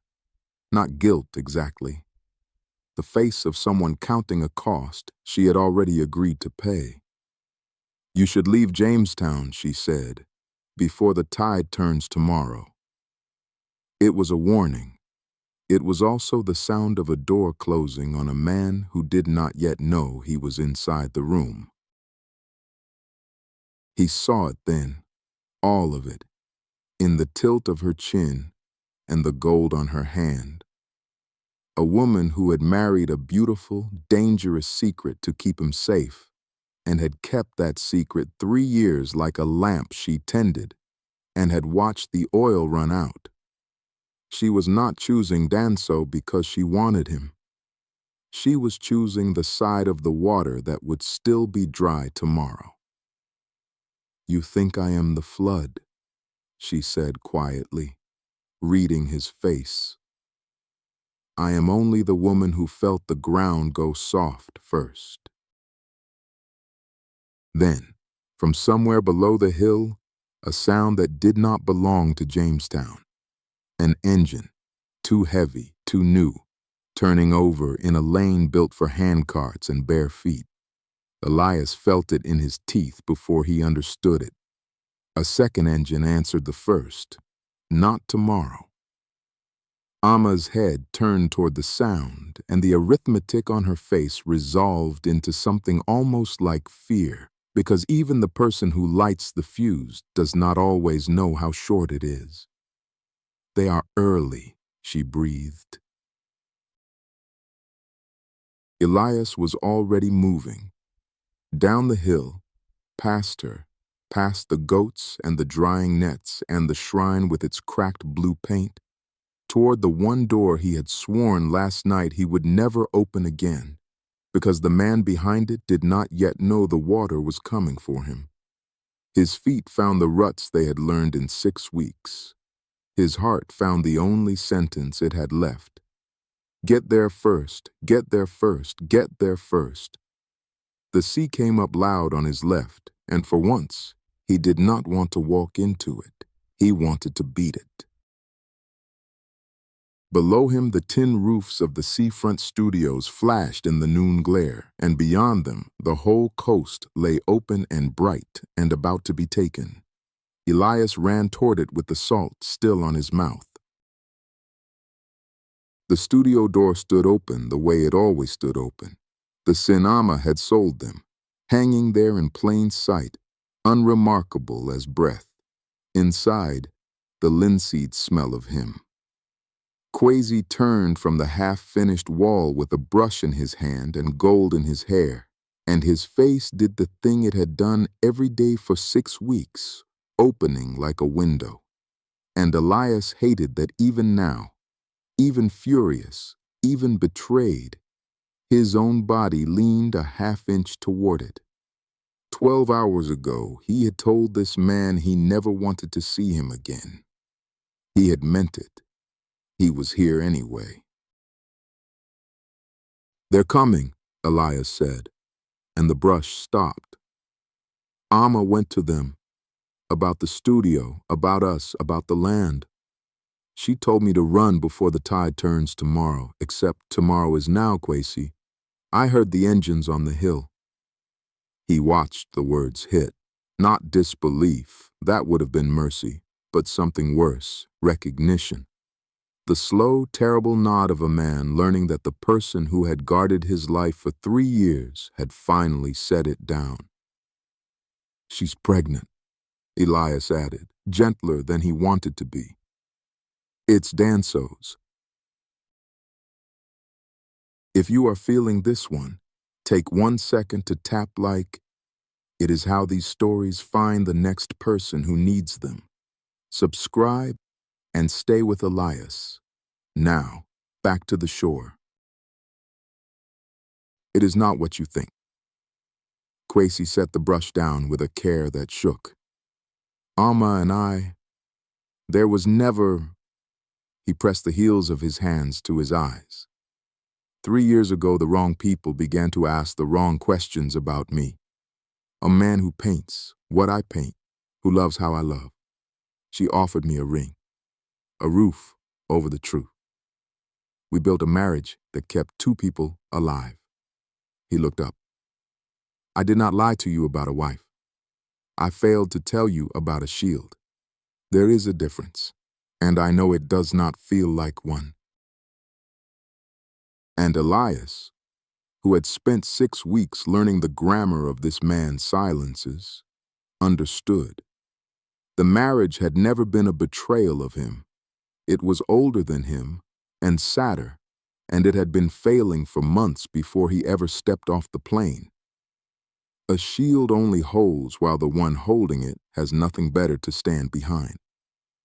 Danso had offered Amma the dry ground, a child, a name that opened doors instead of inviting raids. She had not stopped loving Kwesi. She had simply run out of the strength it costs to protect someone for free. Julius Danso. Elias could still feel the cool of that cream car, the sunglasses that never came off indoors, the broad proprietary hand that had settled on the back of his neck in an empty white studio uptown and called it generosity. Half Ghanaian, half American, all appetite. A land developer who called himself a patron because patrons are harder to arrest. He had offered Elias a studio with north light and no rent, and Elias had understood even then that the north light came with a leash. He had not understood until this hill, this noon, that Jamestown was the thing being cleared to build the room.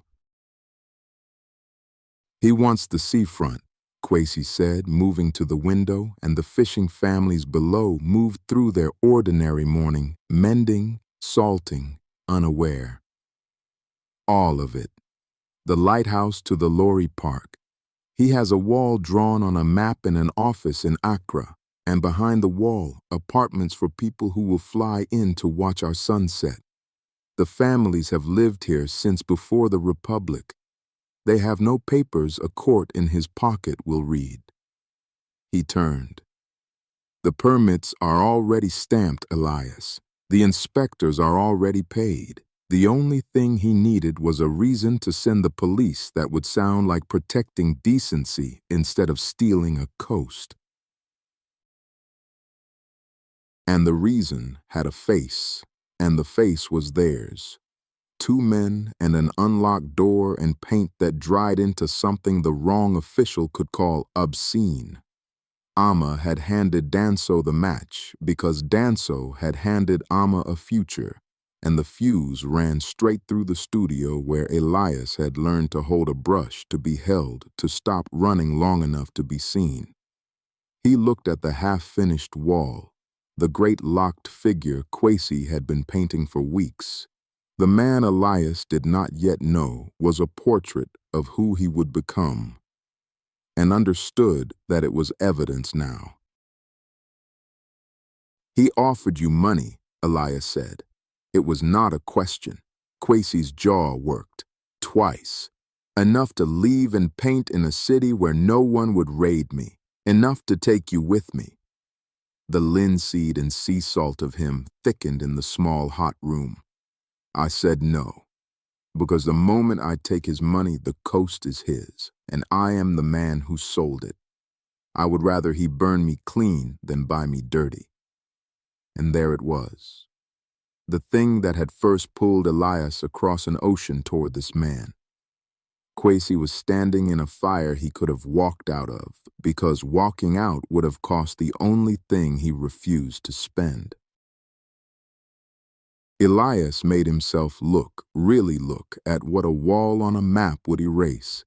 Auntie Afuas mending nets in the shade of a boat named for her grandmother. Boys diving off the old jetty into water their fathers had fished. The blue shrine, the smoke of grilling tilapia, the murals climbing every crumbling wall like the town was teaching itself to remember out loud. This was not a backdrop to his heartbreak. It was a whole living thing, and it was about to be quietly killed by a man in sunglasses who would never once raise his voice. Something in Elias's chest, long trained to grieve privately, began instead to organize. How many families? He heard himself ask. Kwesi blinked. Elias. How many? On the seafront, between the lighthouse and the lorry park. 40, 50 households. Then it is not 2 men and a door, Elias said, and the sentence came from a place he had never used before, a foundation he did not know he had poured. It is 50 households and a stolen coast and a paper trail somewhere with a lie on it. They are counting on us being ashamed and quiet. Shame is quiet. 50 households don't have to be. He did not sound like a boy who had come to Ghana to disappear. Then you have to go. Kwesi crossed the room and took him by the arms, and the grip was the same one from the lane last night, the same one Elias had wrenched away from, and this time he did not pull free. Listen to me.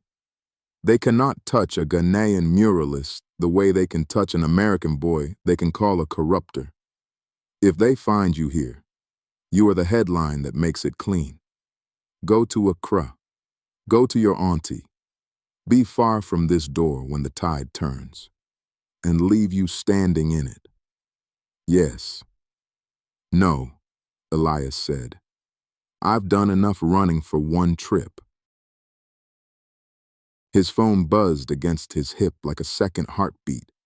A Harlem number, his mother's careful voice already recording itself into the silence. Elias. Baby, call me. It's your father. Ruby never called him baby unless the ground was moving. He stood in the doorway of a studio about to be raided on a coast about to be stolen and held a small glowing rectangle that carried his whole other life across 5,000 miles. He's in the hospital. He's asking for you. He won't say it, but he's asking. Silas Vance, the father who had never once asked for him. asking now. He listened to it twice, standing very still, while Kwesi watched him drown quietly in a doorway. Two floods, one on each side of an ocean, and only one body to throw against either. Silas, who had told his son that a man who loved men had chosen to be nothing, who had let Elias buy a one-way ticket to Ghana rather than say stay. Silas, sick now, asking. And Elias understood with a clarity that felt like grief that if he got on a plane tonight he would be choosing the father who had never fought for him over the coast that was teaching him how to fight. The compass in his pocket had never felt heavier. He drew it out without deciding to. The small brass compass Kwesi had pressed into his hand their first week, its glass scratched, its needle honest. "So you always know which way the earth is turning," Kwesi had said, and made it a joke, and meant it entirely. The needle swung and settled, indifferent to fathers and floods, pointing the only direction it knew. North was uptown and Danso's empty white room. North was Accra and safety. The needle did not care, but Elias's hand, closing over the glass, had begun to. "When you first brought me here," Elias said, "you told me the murals were how the town made the earth remember. That paint was just dirt that refused to forget." Kwesi went very still. "If I run tonight, the earth forgets me. It forgets all of them. Danso builds his wall, and in 5 years no one flying in for the sunset will know a single name that used to live under it." He put the compass away. "I'm not going to be a thing this coast forgets, and neither are the 50 households. So no, I'm not getting on a plane." It was the first blueprint he ever drew, and he drew it in a doorway, out loud. Outside, the ordinary morning had begun, almost imperceptibly, to change its weather. A man Elias half recognized stood at the top of the lane with a phone and a clipboard, counting roofs. A second cream car idled where no car should fit. Down on the water, a fishing boat came in early, its crew looking up the hill instead of at their nets, the way animals look up before a storm they can smell and cannot see. Kwesi followed his gaze, and his face closed like a fist. "That is Danso's man," he said quietly. "He only counts a thing before he takes it." He found Amma alone in the hillside house, the same groundnut soup breathing on the same stove where she had gutted him 6 weeks ago with the word wife. She did not turn. "You did not run," she said. "No." "Then you are a fool, and he loves you, so of course you are." She stirred. "Sit. You will not eat, but sit." He sat, and in the long steam-filled quiet, the woman who had lit the fuse laid out her arithmetic without a single word of apology, because she had decided long ago that apology was a currency she could no longer afford. "I kept him for 3 years, Amma said. "I turned away the questions. I smiled at the pastor. I let the whole town believe a story so that a beautiful man could keep painting." She touched her belly. "A shield is not a life, Elias. I wanted a child. I wanted a house that does not flinch when a car slows outside. Danso offered me those things, and all he wanted in return was a coast he was going to take anyway, with me or over me." She met his eyes at last. "I did not choose to hurt Kwesi. I chose to stop bleeding for him. Tell me which of us has never done that?" "You could still stop it," she laughed, not unkindly. "No one stops Danso. You only survive him, and you only survive him if you have kept receipts." Something flickered, there and gone, a thing she had not meant to show him. 3 years in a man's marriage teaches you where the papers live, she said. 3 months in his patronage taught me the rest. She would not say more, but Elias filed it away, the way he was learning to file everything now. Amma knows where the bodies are buried, and one day she may decide that knowing is worth more to her handed to me than kept. Not today. But the door was not fully shut. He walked out of her kitchen, unable to hate her, which was its own kind of exhaustion. It would have been easier if she were simply cruel. She was not. She was a woman who had held a lamp until her arm gave out, and Elias had spent enough of his own life holding lamps for people who never noticed the shaking to know that the arm always, eventually gives out. He hated Danso cleanly, the way you hate a flood. Amma, he could only grieve. And somewhere between the kitchen and the shore, he understood that this was what organizing would cost him forever. The luxury of a simple enemy. Dusk found them back in the studio, the light going amber and forgiving through the salt-hazed window. "I'm sorry," Kwesi said, "that you learned what we were in the worst order a person can learn it." Elias was quiet a long time, watching the locked figure on the wall catch the last sun. "Last night I walked into the ocean," he said finally. "Up to my chest. I wanted the water to decide something for me. And it smelled my hair. Rosemary, my mother's oil." He almost smiled. "The sea gave me back to myself. I'm not going to waste that by drowning in you instead." It was, in its way, a vow. So they worked. Not romance, resistance, which for these two had begun to feel like the same muscle. Kwesi mixed pigment the old way, ochre and indigo, and a red he made from a stone whose name Elias could not pronounce, and Elias, who 6 weeks ago had not known how to hold a brush, filled in the lower field of the mural where the 50 households' boats would go. Each hull a name, each name a family. If they take the wall, Kwesi said, let them at least have to look at everyone they are erasing. The studio smelled of linseed and defiance. Outside, the coast held its breath. Late, Elias stepped back and finally looked at the figure Kwesi had been building for weeks. The tall man at the center of the mural, locks heavy to his shoulders, hands full of earth, a compass at his throat. "Who is he?" Elias asked. Kwesi wiped his hands and did not quite answer. "A man who stopped running. A man who learned that the earth remembers what you are willing to defend." Elias looked at the heavy locks, the compass, the hands full of soil, and felt an odd vertigo, as if he were being shown a photograph of a stranger who had his own eyes. He did not understand it yet. He would. Auntie Akosua brought her the next morning, up the lane with 2 ginger beers and a woman Elias had never seen. Close-cropped hair, slim glasses, a crisp blazer gone soft at the cuffs from too many washings, a leather satchel heavy with the corners of files. "This one you should meet," Akosua said, and there was iron under the sweetness.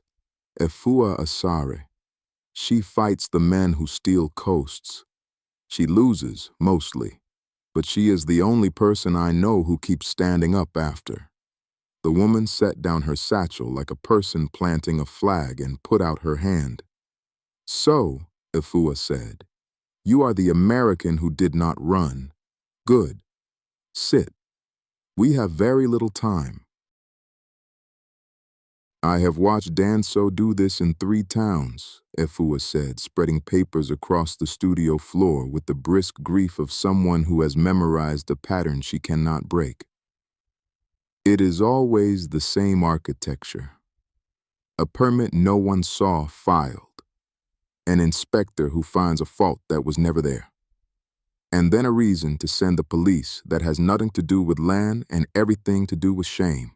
A bar, a church, a clinic. This time, she looked up not unkindly. This time the shame is you. Elias did not flinch. 6 weeks ago, he would have. Then let's make the land the story, he said. Instead of us. Afua's eyebrow rose a careful inch. She showed him the permit, a single sheet, a coast's death warrant, stamped and dated and signed by 3 officers that had never set foot on the seafront. Demolition and redevelopment, filed 11 days ago.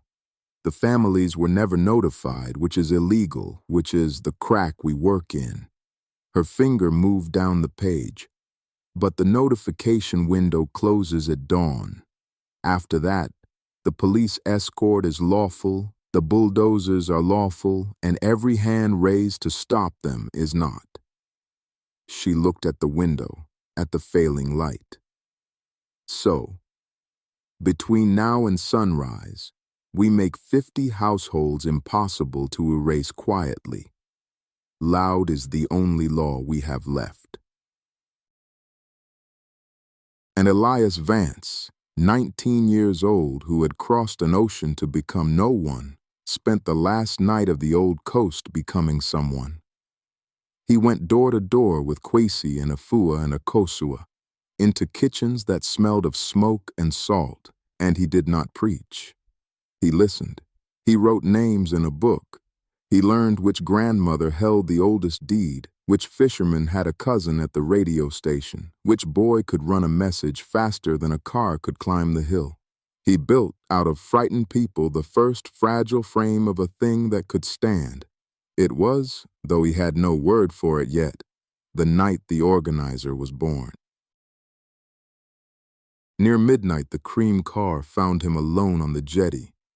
The window slid down on cool, conditioned air and a voice like warm oil. The boy who did not run. Danso did not remove his sunglasses, even in the dark. I offered you North Light, Elias, a future with no salt in it. It is still yours. Get in the car, be in Accra by morning, and remember none of this. The offer hung there, genuinely generous, which was the horror of it.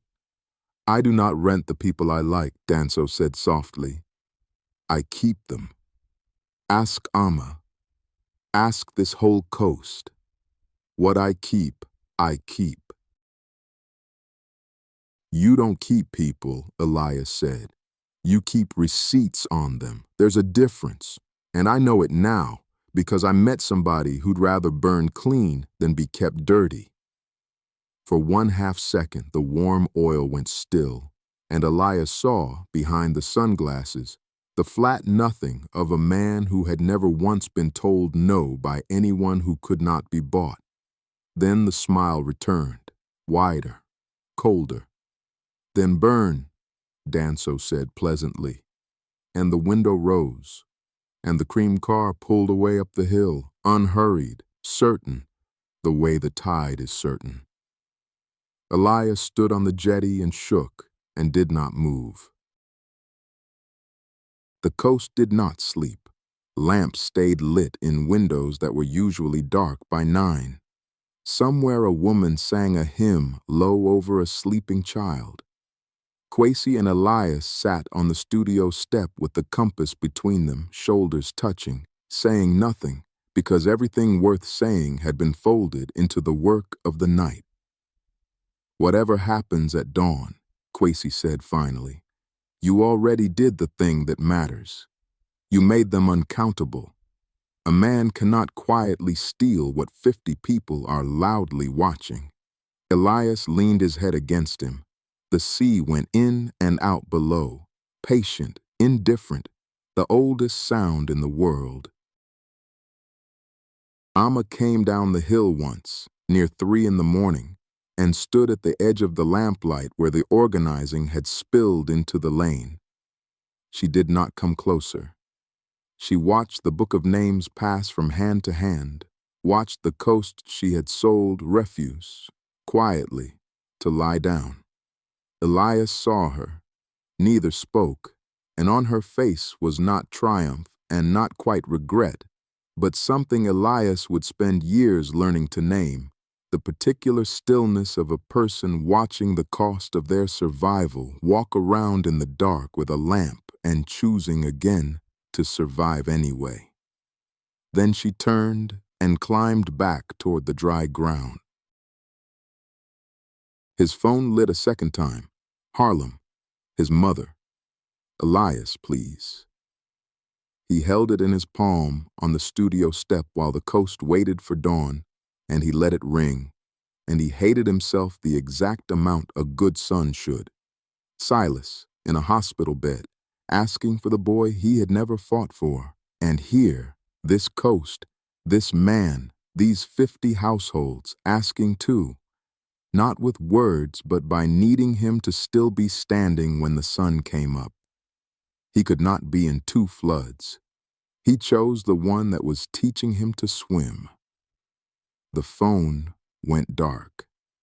The estrangement, though he could not have named it yet, began there, on a step, at 3 a.m, an ocean from his father. He took out the compass one last time before the light. The needle swung, settled, held. Not toward Accra, not toward Harlem, toward whatever direction it is that a person faces when they finally stop running, which is not a place on any map, but a way of standing. So you always know which way the earth is turning, Kwesi had said. Elias closed his hand over the scratched glass and knew, for the first time in his life, exactly which way. The sky over the water had begun very faintly to go from black to the bruised gray that comes before blue. And then, from the top of the hill, in the gray half-light, the engines, not one, not two, a convoy, the heavy new sound that did not belong to Jamestown, multiplied, descending. Headlights swept the lane. Somewhere a whistle, a shout, a dog gone frantic. Kwesi was on his feet. Ifua had her satchel across her chest like armor. The 50 households' lamps came on one by one down the whole dark curve of the coast, a string of small, defiant fires. The tide Amma had promised was turning on time, and it was made of men, and it was coming down the hill toward the one open door. The light came up salt gray over Cape Coast, and the whole shore smelled of low tide and diesel. The two never mixed before, and their mixing was the smell of what was happening. Elias stood in the lane with the book of names against his chest and watched the first vehicle stop where no vehicle had ever fit. Doors opened. Boots found the old stones, and behind the police, in a press shirt with a clipboard, an inspector who had never once inspected anything come to certify the theft. The sea kept its slow, indifferent time below. The coast, for one held breath, waited to see what 50 lit windows were worth. They came fast then, boots and radios and a bullhorn voice reciting a permit number as if numbers were a kind of mercy, an officer with a paper, an inspector pointing at roofs, and, unhurried at the top of the lane where the cream car idled, a shape in sunglasses who never came down, never raised his voice, never needed to. The whole violence flowing downhill from a man who would be at breakfast in Accra before the dust settled. Elias found Afua's eyes. "Names," she said, low and fierce. "Get every name, every badge, every camera pointed at every face. Loud. Now." They went for the studio first, because the studio was the reason that made it clean. Elias saw it, the way you see a wave take a child, too fast to stop, too slow to unsee. Boots at the never-locked door, the half-finished mural, the 50 painted boats, the tall locked man with earth in his hands, all of it suddenly evidence in a case about decency that had never once been about decency. A gloved hand tore a study from the wall, and Quasi stepped in front of the door, not to fight, but to be the thing they had to move first so that everyone watching would see exactly who was being taken and for what. Get there first. The sentence from the hilltop, come true too late. Elias was moving before he decided to, shoving through boots and neighbors and the bullhorn's flat recitation, the book of names still crushed to his chest, screaming a name that the sea and the engines swallowed whole.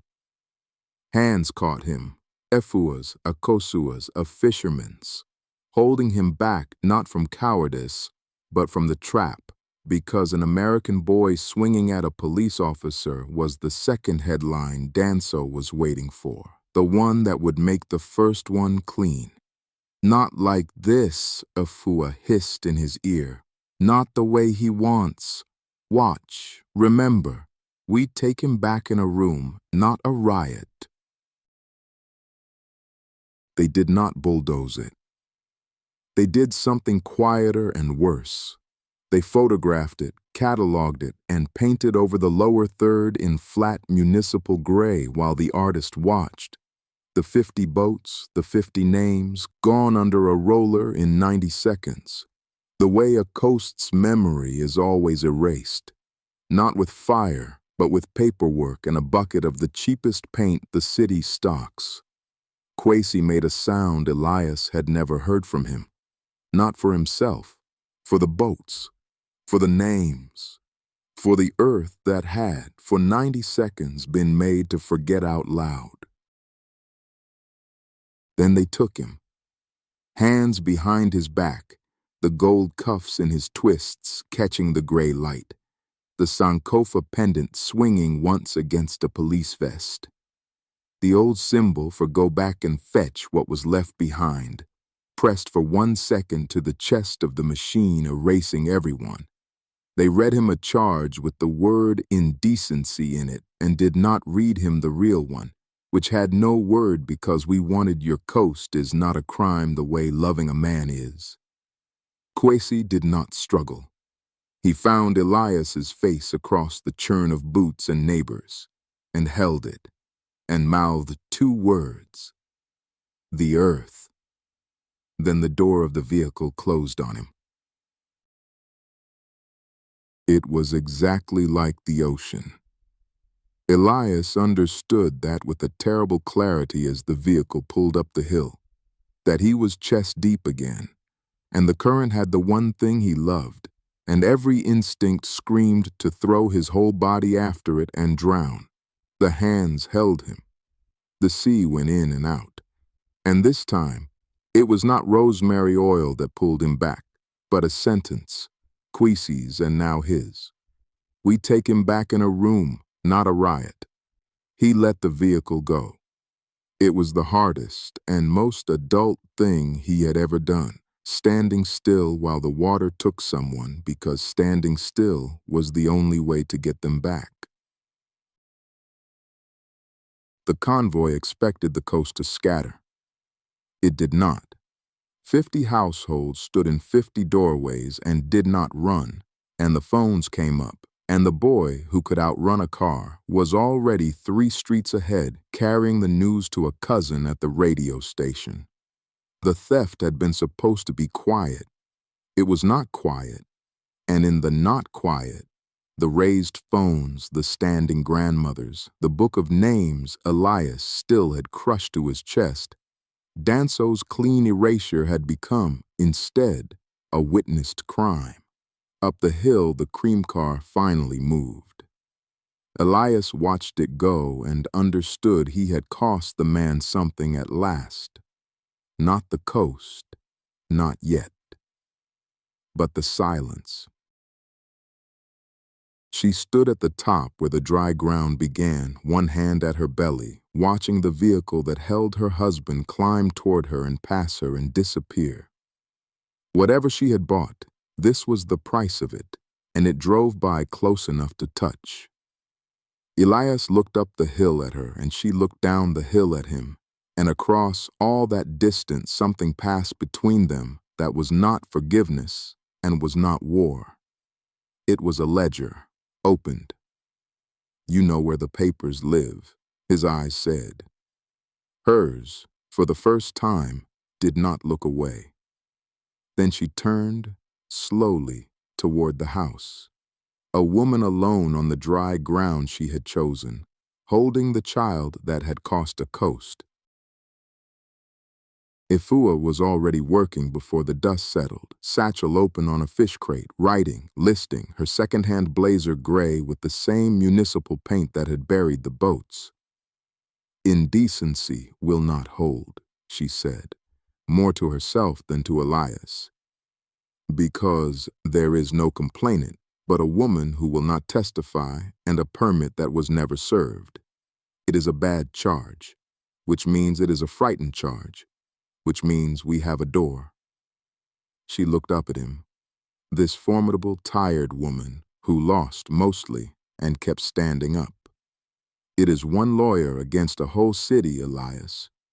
I will not pretend those are good odds, but you gave me 50 witnesses and a book of names. Yesterday, I had none." So Elias did the thing the hilltop version of him could not have done. He did not throw his body after the water. He got in a shared taxi with Ifua Asare and a leather satchel and rode to the district station where they were holding a muralist for the crime of being loved, and he sat on a hard bench under a ceiling fan that pushed the heat around. And he began patiently, loudly, in the correct room, to get Kwesi back. He gave his statement. He named Danso, the permit, the wall, the inspector, the whole clean architecture of the theft, into an official record for the first time. It went down in ink. Ink is a kind of paint. Ink refuses to forget. Night again, and Elias stood alone where the mural had been, running his hand over the flat gray rectangle that had swallowed 50 boats. Under his palm, faintly, the ridge of dried pigment refused to go completely smooth. The paint was still there under the paint. The earth still remembered, if you knew where to put your hand. "We fetch what was left behind," he said aloud to the coast, to Kwesi in a cell up the hill, to a father across an ocean he had not called back, to the boy he had been 6 weeks ago who had come here to disappear. He did not disappear. He got found, and then he stayed, and then he learned to fight. The organizer stood in the dark with his hand on a painted-over wall and made the coast a promise. Ifua closed her satchel and named the next battlefield, and it had walls and a flag and a man in a robe who could be reached or bought. "They will arraign him in 3 days," she said. "A courtroom in Cape Coast. Danso will send lawyers who have never lost. We will send the truth and a book of names and whatever that woman on the hill decides her receipts are worth." She looked at Elias in the last of the light. "Get some sleep. In 3 days, we find out whether a coast can win." Above them, up the dark hill, in a house on the dry ground, a lamp came on in Ama's window, and beside it, just visible, a thick folder she had not yet decided what to do with. But you were never mine to keep, seedling. You were mine to teach. I will always love you. Concrete, disinfectant, 4 minutes on the clock. Kwesi came up out of the dark with his mouth split open and said the one thing Elias had crossed a country in order not to hear. "They want me to sign, tonight." "Then don't, seedling." Kwesi's hands closed on the bars, indigo still driven under the nails. They have stopped asking. Somewhere behind him, a steel door went twice. "Whatever you were going to do it by Friday. 11 miles north, in a cream car that smelled of bergamot and money, Amma said, "You promised this child a name. I want to hear you say it." Danso watched the road unspool. "We will see where things land." Where things land. These matters take shape, Amma. He smiled at the windscreen, never at her. "You have been very useful." Useful. She turned the word over in the dark and found there was no future anywhere inside it. She looked down at her hands. No ring. He had taken it back in June for cleaning. 8 years a wall for one man. 4 months a convenience for another. She had not traded up. She had changed cages. Elias found her at midnight on the hill road, walking, no shoes, no bag. He had come to scream. He got 3 words out. "You did this," before she said without stopping, "Yes, and I am the only one who can undo it." Why? Because he called me useful. The wind came hard off the water. My mother's house in Ada, a folder, the account that paid 11 officers to raid that party. She looked at him. "My name is in it too." Below them, the coast lay black and breathing, tin roofs, drying nets, the flat gray rectangle where a mural used to be. 3 days until they buried a painter in a filing cabinet. Make the earth remember. Efua Asare's office was a converted shipping container behind a chop bar in Osu, and it was 10 degrees cooler inside than anywhere Elias had been in a week. She cleared a chair by moving a stack of files to the floor, where there were already 9 stacks, each one a person. "Friday, 10 o'clock Cape Coast," she said. "They will read a public indecency charge. That charge is not the point. It is a lever, and what it is levering is 4 hectares of Jamestown seafront that has belonged to fishing families since before there was a Ghana to belong to." She pushed her glasses up with one knuckle. "They did not arrest a lover, Elias. They arrested an obstacle." "So we proved the land," Elias said. Efua almost laughed. "We proved the land in 11 months, if we are lucky, and nobody dies, and the file does not go missing twice. We have 3 days." She took a sheet of paper and drew a plain rectangle on it and turned it to face him. "A case is a mural," she said. "You do not start with the face. Everyone wants to start with the face. You start with the wall. Who owns it? Who has swept in front of it for 40 years? Who says you may stand there?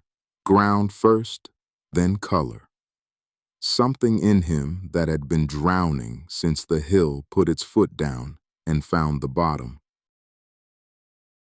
If this story is already moving you, take 1 second to like and subscribe. It helps us keep bringing Black love stories like this one to life. KJ came in without knocking, sunglasses shoved up into his bleached coils, and set a black hard drive on the desk, the way a man lays down a card he has prayed all week he would not have to play. "Everything," he said. 70 minutes, 4 phones, my compound, my party, my people going over my own wall. He did not sit. 6 years I have spent teaching this country that we are beautiful. Every reel, every photograph. That was the entire project. He looked at the drive and not at them. Now I am going to teach it what it did instead. His voice was completely level and his hands were not. They watched it twice. Strobe light, sequence, a whistle, a rush of bodies going over a wall in a direction bodies are not built to go. Kwesi's shoulder in a doorway, and then Kwesi's shoulder in a van. And at 41 minutes and 16 seconds, at the very edge of frame, a dark car that never moves. Ifua stopped it there and let it sit. "That is a car," she said. "It is not an order. A magistrate cannot hear a car." The generator outside coughed and steadied. "Somewhere there is paper, a payment, a permit, a name on a line. Bring me the paper and this becomes a weapon. Without it, it is grief with a soundtrack. And I have watched grief lose in that building 40 times." Auntie Akosua did not ask what had happened. She put a bowl down in front of him. Groundnut soup, far too hot, the exact burnt orange of the ochre they had ground out of Shea Hill's clay in his second week, and stood over him with her arms folded until every spoonful was gone. Then the compound began to fill. A woman from 2 lanes over with a child on her hip. 2 fishermen who would not sit. A boy of about 14 who had once been allowed to hold a bucket while Kwesi worked. Nobody had called a meeting. Akosua had simply left her gate standing open at dusk, and in Jamestown, an open gate at dusk is a complete sentence in a language everyone on that coast has spoken since birth. Afua gave him a school exercise book, 40 pages, ruled, the kind that cost 2 cedis. Every family on that seafront, name, house, how long they have been in it. Not a petition. A petition is an opinion, and the court has a drawer for opinions. This is a record. So Elias walked the lanes with a borrowed pen and learned the thing that would quietly organize the rest of his life. That you cannot argue a community into existing, and you cannot import one, and you certainly cannot rescue one. You can only go house by house in the doorway in the evening when people are tired and cooking and ask whether they would like to be counted, and then write down exactly and without improving it whatever they say. 11 doors did not open. A man mending net outside the 12th listened to the whole thing without once stopping his hands, and then said without heat, "You are leaving in August." Elias began to answer and found that he could not, because it was true, and because the man had said it the way you state a tide, not an accusation, a condition. "When you go," the fisherman said, "they will still know my name and my house, and how long. You are asking me to write down for a stranger a list of everything they can take from me." He bit the twine through. "Bring me something that stays." And he went back to the net, and Elias stood in the dark lane and understood that he had not yet earned one single thing here. The first yes came from a woman called Na Dede, 81 years old, who had sold smoked herring on the same corner since 1962. She did not ask what the book was for. She took it in both hands the way you hold a thing to feel its weight before you decide about it and said, "The boy painted my grandson on that wall, second from the end, in the blue." Then she dictated her name and her house and 63 years and made him read all of it back to her twice, and then she went and stood in her own doorway and shouted 4 doors down in Ga until they opened, one after another like a row of lamps coming on. By 9 that night, the book had 31 names in it. The cream car found him in the lane at 10. Danso got out himself, unhurried, sunglasses still on in the dark, and the smell of him arrived half a second before he did. Bergamot, birch smoke, money, exactly as it had on the first day under the mural. "You have been busy," he said warmly, and he meant it. "I admire it. I was you once," with a notebook. He looked at the exercise book under Elias's arm the way a man looks at a child's drawing on a fridge.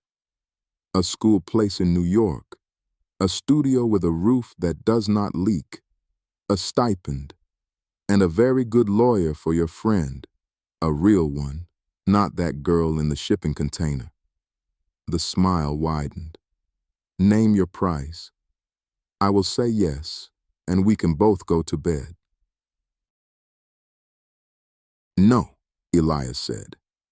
Danso smiled and waited comfortably because, in his long experience, no was not a refusal but an opening position, and opening positions had prices attached to them. The lane was quiet. Somewhere behind a wall, a radio was playing High Life. Then, when nothing else came, something moved behind the sunglasses. The first entirely honest thing Elias had ever watched him do. You think this is about a boy? Danso said. And the velvet had gone out of his voice, and what lay underneath was flat and bored and very much older. There are 11,000 square meters of seafront under those roofs. It has been mine on paper since March. He is a delay. He got back into the car. They are all delays, he said, and the window went up. Ruby's face on the screen at midnight, kitchen light behind her, head wrap gone crooked the way it only ever went when she had not slept. He is home from the hospital, she said. He is stubborn. He is asking after you. Not out loud, but he moved your chair back to the table. Behind her, out of frame, the cough. Twice, the way it always came. The second one longer than the first. Elias sat on a Kosua's step with the compass open on his knee, watching the needle swing north and settle, swing north and settle, north and settle. And he did not tell his mother that he would not be on Sunday's flight, partly because it would break her, and partly because he did not yet know that it was true. Dawn on the second day, and the seafront wall was still wrong. 40 meters of it, rolled flat in municipal gray, the exact dead shade they use on culverts in the backs of government buildings. 50 boats had lived on that wall. A woman with a basket on her head.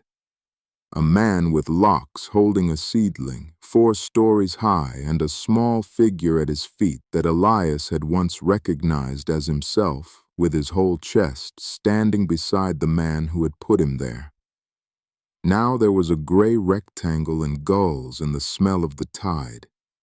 And under the gray, the wall was slightly, unmistakably uneven, the way a face is uneven under a hand pressed flat across it. He put his palm on it. Under the flat roller work, every ridge was still there. The raised lip, where the indigo had gone on thick and proud, the tooth of the ochre, the small crater where Quasi had thrown a brush at the wall in August and laughed about it for a week afterwards. A whole coastline of texture that one afternoon of gray could cover and could not erase. Quasi had told him this in the first week, and he had thought at the time that it was simply a beautiful thing to say. It was not a beautiful thing to say. It was a fact about pigment, and about ground, and about people. The earth still remembered. You only had to know where to put your hand. Ifua spread 3 land titles across the container floor and knelt over them in her good blazer, which she did not appear to think about. The surveyor's mark. Here, here, and here. Elias got down beside her. The first 2 were cramped and hurried, made by a man doing his 9th sight of the day in the heat with somewhere else to be. The third was beautiful, even, centered, unhurried, every loop closed. A man forging a document, Ifua said, is the only man in the entire chain who is trying. Everybody else is bored. That is how you catch him. He does it too well. Then the satisfaction went out of her face. Now I need the original from the registry, and the registry is staffed by people who owe Danso money. The Lands Commission counter in Accra was a formica shelf and a woman behind it who had said no 1,100 times that year and had refined it into something close to an art form. File closed for review. Come back Monday. Monday was 3 days past Friday, and every person standing at that counter knew it. Elias felt the old, useless heat come up the back of his neck. The same heat that had walked him chest deep into the Atlantic 6 weeks ago with his shoes still on. And Efua laid 2 fingers on his forearm without turning her head, and he stood there and let it move through him and out of him and said nothing at all. It was, he thought later, the first genuinely useful thing he had ever done with his own temper. So he stopped arguing and started looking, which was the only skill this country had actually taught him. And on the shelf behind her, folded under a stack of ledgers where somebody kept the things that were theirs, there was a strip of adinkra cloth, hand-stamped, black on russet, the real thing, the stiff kind you can only get in Entonso. My friend's grandmother dyed cloth in Entonso, he said. He grinds his own indigo out of leaves. He is in a cell in Cape Coast, and on Friday they are going to ask him to agree that he is a crime. The woman's hands stopped moving on the keyboard. She looked up at him properly for the first time. "Which wall?" she said. "Which wall did he paint?" She gave them a certified copy at 10 to 5, stamped, initialed, entirely legal, and told them pleasantly that she had done nothing whatsoever and would deny it with great warmth. In the container that night, Efua read it twice under the lamp and set it down, and the set of her jaw was the first bad news of a good day. "It is forged. I can prove that to any magistrate in this country." She took the glasses off. "I cannot prove who forged it. A copy is not a confession. Danso has never signed a document in his life. Not the titles, not the transfers, not one line of it. That is not luck. That is the whole architecture of the man. He builds rooms he is never standing in." She looked up. "Which is why all of it now depends on a woman in Ada." They had moved Kwesi to Cape Coast. Behind the grill, his mouth was worse, and he had stopped bothering to pretend it was nothing. "They brought the paper again this morning," he said. "Sign it, plead, 18 months, and the seafront question goes quiet for a generation and everybody's cousin keeps his job." He shrugged with one shoulder, the way he did on scaffolding when a wall was not going the way he wanted it to go. The officer was kind about it. He has family in Bukom. He told me it was the sensible thing and he was not lying, and that is the part I cannot get out of my teeth. Elias's hands were on the bars again. "Did you sign it?" Kwesi looked at him a long moment through the metal. "Not yet," he said. "Sign it," Elias said, "and I will paint that wall myself. Badly. 40 meters of it, and every single person in Jamestown will walk past it every day for 30 years knowing that you let me." Kwesi laughed, really laughed, the enormous wrong sound of it going away down the corridor, and a guard turned around to look. Then he stopped all at once. "You know exactly what I am," he said. "I love this city more than I love my own safety. You worked that out in the first week and you stayed anyway, and that was your choice, and I have never once apologized for it." He put 2 fingers through the grill and did not quite touch him. "So do not ask me to be careful now, seedling. Ask me to be right." Outside the station, Elias stood in the white 4 o'clock afternoon and shook. It was not the flailing, drowning, useless anger of the hill.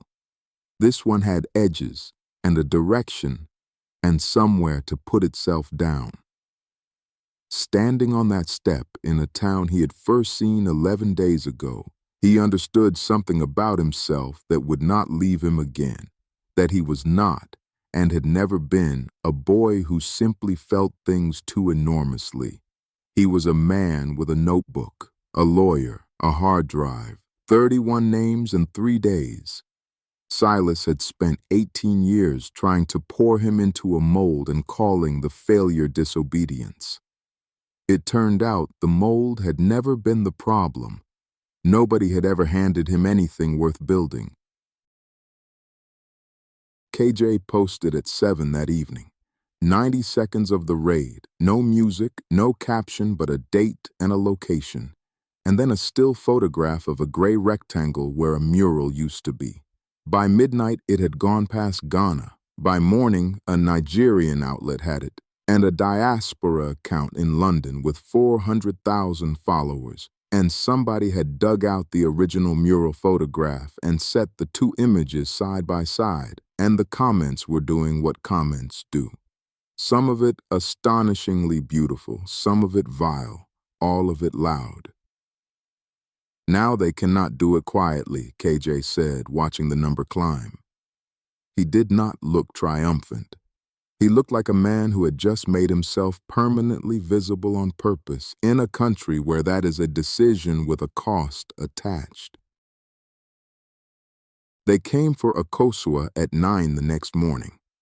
2 men with a clipboard and a municipal lanyard, very polite, here about the structural integrity of the compound wall which had stood since 1974 and had outlived a husband. Akosua gave them water. She gave them the good chairs.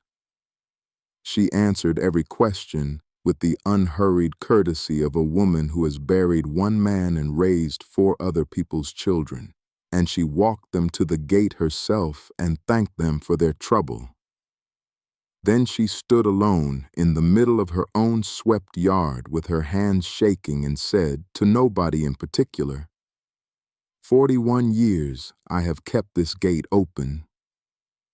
Elias stood in the doorway behind her and understood completely that he had carried this to her door on his own 2 feet. He went out at noon to tell the seafront it was no longer safe to be in the book. He managed 4 houses. By the 5th, Na Dede was already out on her step with 2 women standing either side of her, and before he had opened his mouth, she said, "We heard. Bring the book." They had known about the inspection before he had finished walking there. That is what a lane is. That is the entire technology of it. And it did not empty the book. It filled it. By dark, there were 79 names, and the boy of 14 had made a second copy in his own careful handwriting and hidden it in a different house in case the first one was ever taken, which was an idea that nobody had given him. She called at 5 in the morning and said 1 word, "Ada," and hung up. The Trotro left at past with 14 people and a rooster in a basket, and Elias sat with his knees against the seat in front and the exercise book flat against his chest, holding it the way you carry something breakable through a crowd, palm, salt flat, palm. A woman fell asleep on his shoulder, and he let her. A boy sold plantain chips through the window at a police barrier, and the officer waved them through without looking up. The compass in his pocket went on insisting north the whole way, patiently, uselessly, and he went on going east, and somewhere past Sage it occurred to him that he had stopped asking the needle for permission. He found her at the estuary in the last of the afternoon, sitting on an overturned canoe with her bare feet in the sand, and she was not the woman from the hill. No gold anywhere, no tailoring, cotton, faded, borrowed from somebody with wider shoulders, her hair down and unstyled and going its own way in the wind off the water. She saw him coming from a long way off across the flat, There is nowhere to hide out there, and neither of them tried. And she did not get up, and she did not run. When he was close enough to hear her over the water, she said, without turning her head, "He took the house. He took the car. He left the child." The tide went in and out. Elias sat down on the sand 3 feet from her because his legs had stopped agreeing to hold him up. He did not tell her that it was all right. It was not all right. A man was in a concrete room with a split mouth, and a wall was gray, and Akosua's hands had shaken in her own yard after 41 years of an open gate. And he discovered, sitting there watching the Volta argue with the Atlantic, that he was not actually required to forgive her in order to need her, that the two were entirely separate operations, and it was the most adult thought he had ever had in his life. "They are asking him to sign 18 months, he said. "Friday, 10 o'clock. "I know," Amma said. "I have known since Tuesday." "You want me to say that I am sorry," she said. "I am not going to perform it for you on a beach." She kept watching the water. "I was 24 when I married a man I love and cannot want, in a country that would have taken us both apart if we had stood alone. 8 years of being a wall. Do you know what that is? To be somebody's architecture? You are load-bearing, and you are invisible, and nobody has ever thanked a wall." Her hand went flat on her belly. "Then a rich man told me I could stop being a wall and be a wife instead, and I believed him because I was tired. And tired is not a crime, though everyone will decide that it was." She looked at him. "I told you on the hill, I am not the flood. I am the woman who felt the ground go soft first." The house was 2 rooms and a swept yard and had been shut up for 4 years, and it smelled of dust and dried fish and a dead woman's soap. Amma went straight to a cupboard, moved a tin of milk powder that had expired in 2016, and took out a folder wrapped in cloth against the damp. Thick, swollen, soft-edged with handling, bound in fraying string. She stood holding it against herself for a moment in the half-dark, and Elias understood that she was saying goodbye to the only power she had ever had. "There's an account number on page 40, she said. "He opened it in my name in 2017. He has never signed anything in his life. He signed me instead." They came out into a blue evening, and there were headlights at the top of the track. Not one set. 3. Sitting still, engines running, a long way back where the road came down off the ridge. Patient, in no hurry at all. The way you park when you know the person you have come for has nowhere to be. Amma did not gasp, and she did not scream.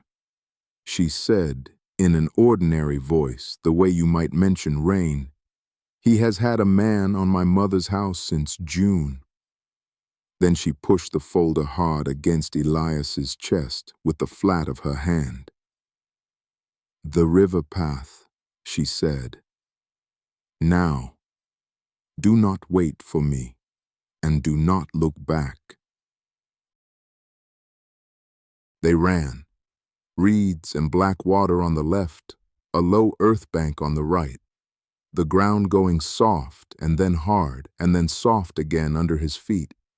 The folder jammed inside his shirt against his ribs, and his arms crossed over it like a man carrying a child through fire. Behind them, doors, boots, a torch beam swinging wild across the reeds and finding nothing and swinging back.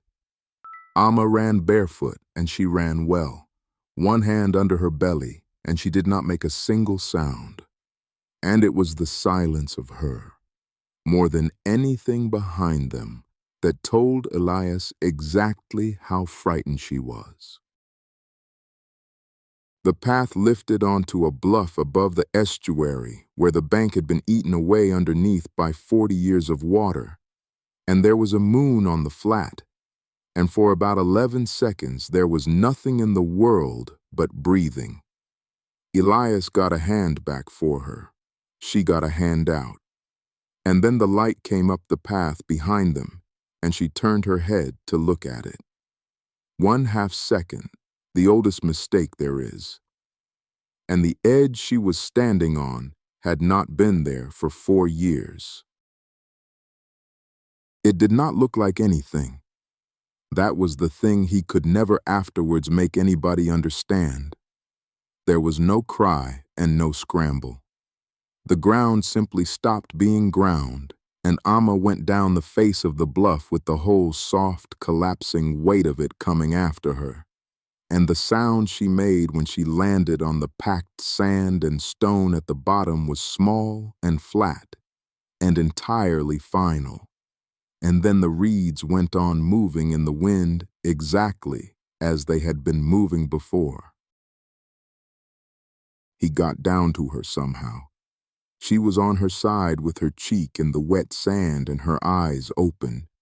And when he tried to lift her, she made a sound that stopped him instantly and completely. "Don't," she said. And then, with a terrible practicality, as though she had already run the arithmetic and did not have time to run it twice. Page 40, the account. Say it out loud in the room twice so they have to write it down twice. Her hand came up and closed on his shirt, on the folder underneath it. Hard. "I was not only this," she said. "Tell somebody I was not only this." The torches were on the ridge above them. She let go of his shirt and said, "Go."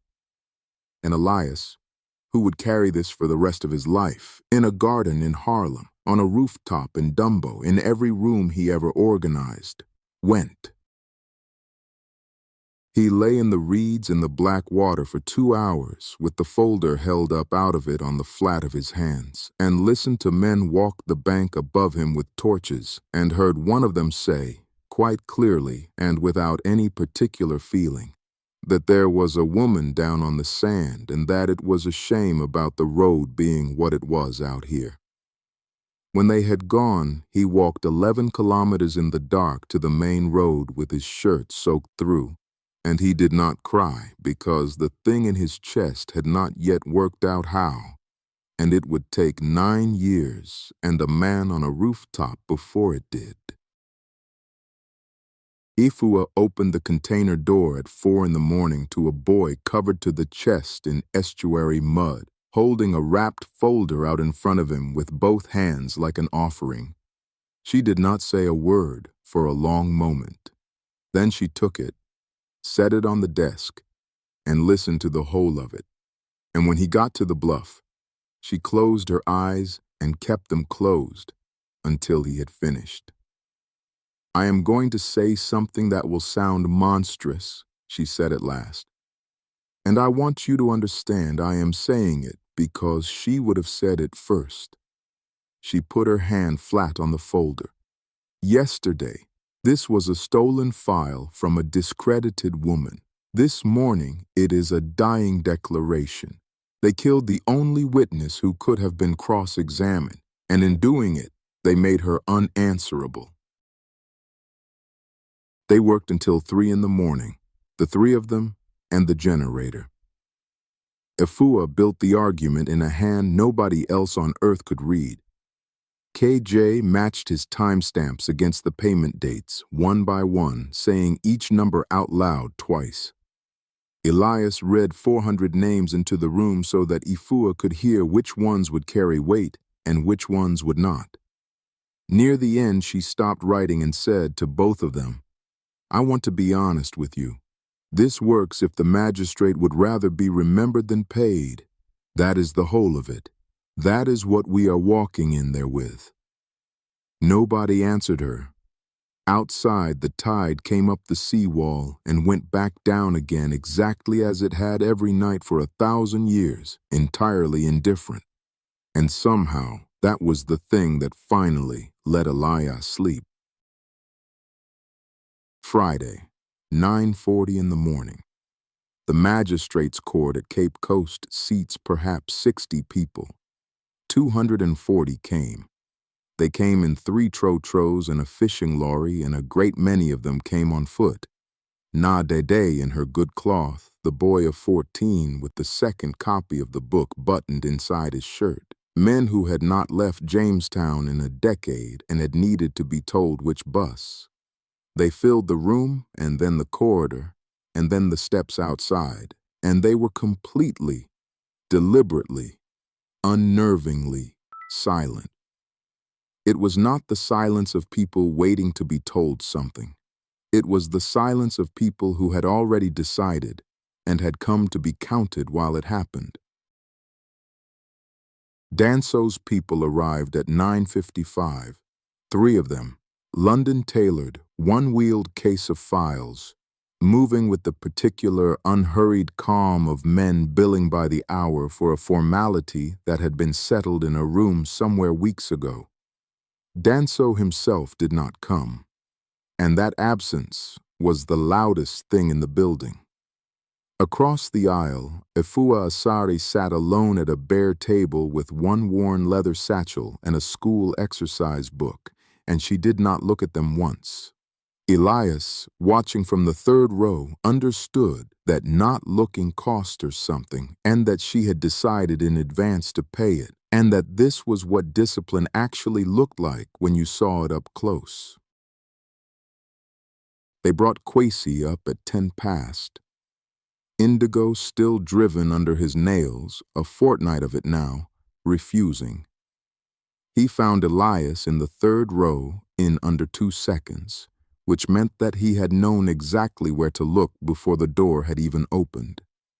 The clerk read the charge in the flat, administrative voice of a man reading out a bus timetable, a public indecency offense, a date, a compound in Jamestown, and 240 people sat in that hot room and listened to a country say out loud, in an official voice, on an official morning, precisely what it believed that they were. Nobody moved. The ceiling fans went round. Somewhere at the back, a woman took hold of another woman's hand. The lead counsel rose and spoke for 4 minutes. A regrettable matter, a cooperative accused, a plea already prepared and initialed. He mentioned, lightly and twice, that the seafront redevelopment enjoyed municipal support and considerable public benefit which nobody had asked him about and which was the only part he had come to say. Then he sat and adjusted his cuff. "Your worship," Efua said, "before my friend's plea is entered, the defense applies to place 4 documents before the court."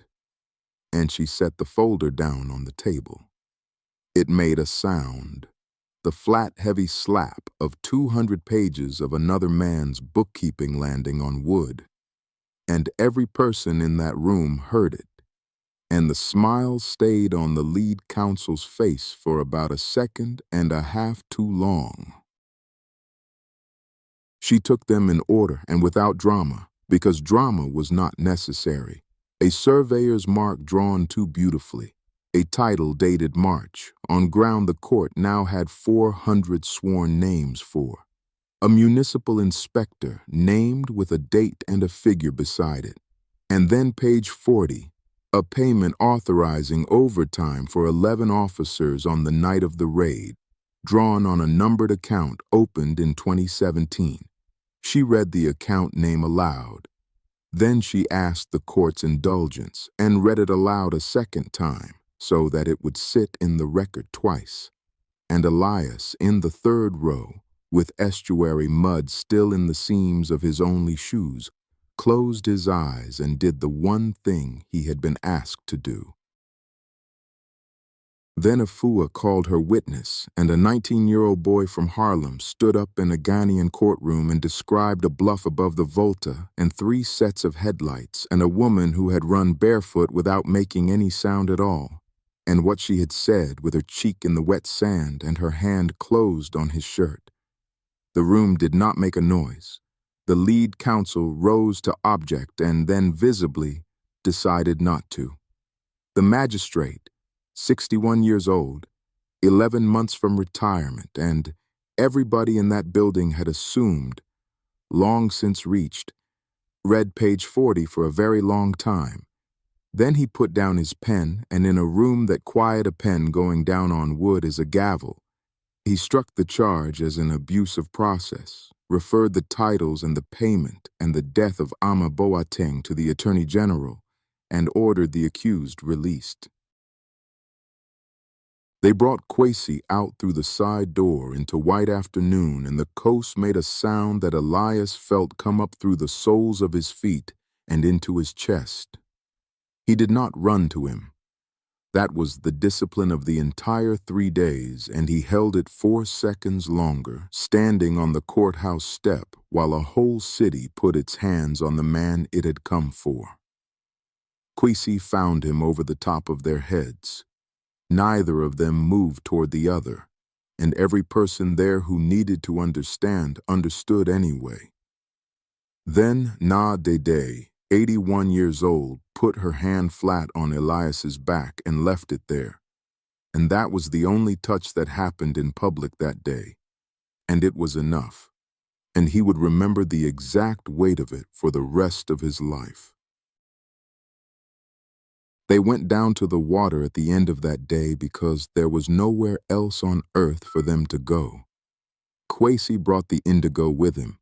He ground it on the sand the way he had the night of the storm: leaves, water, patience.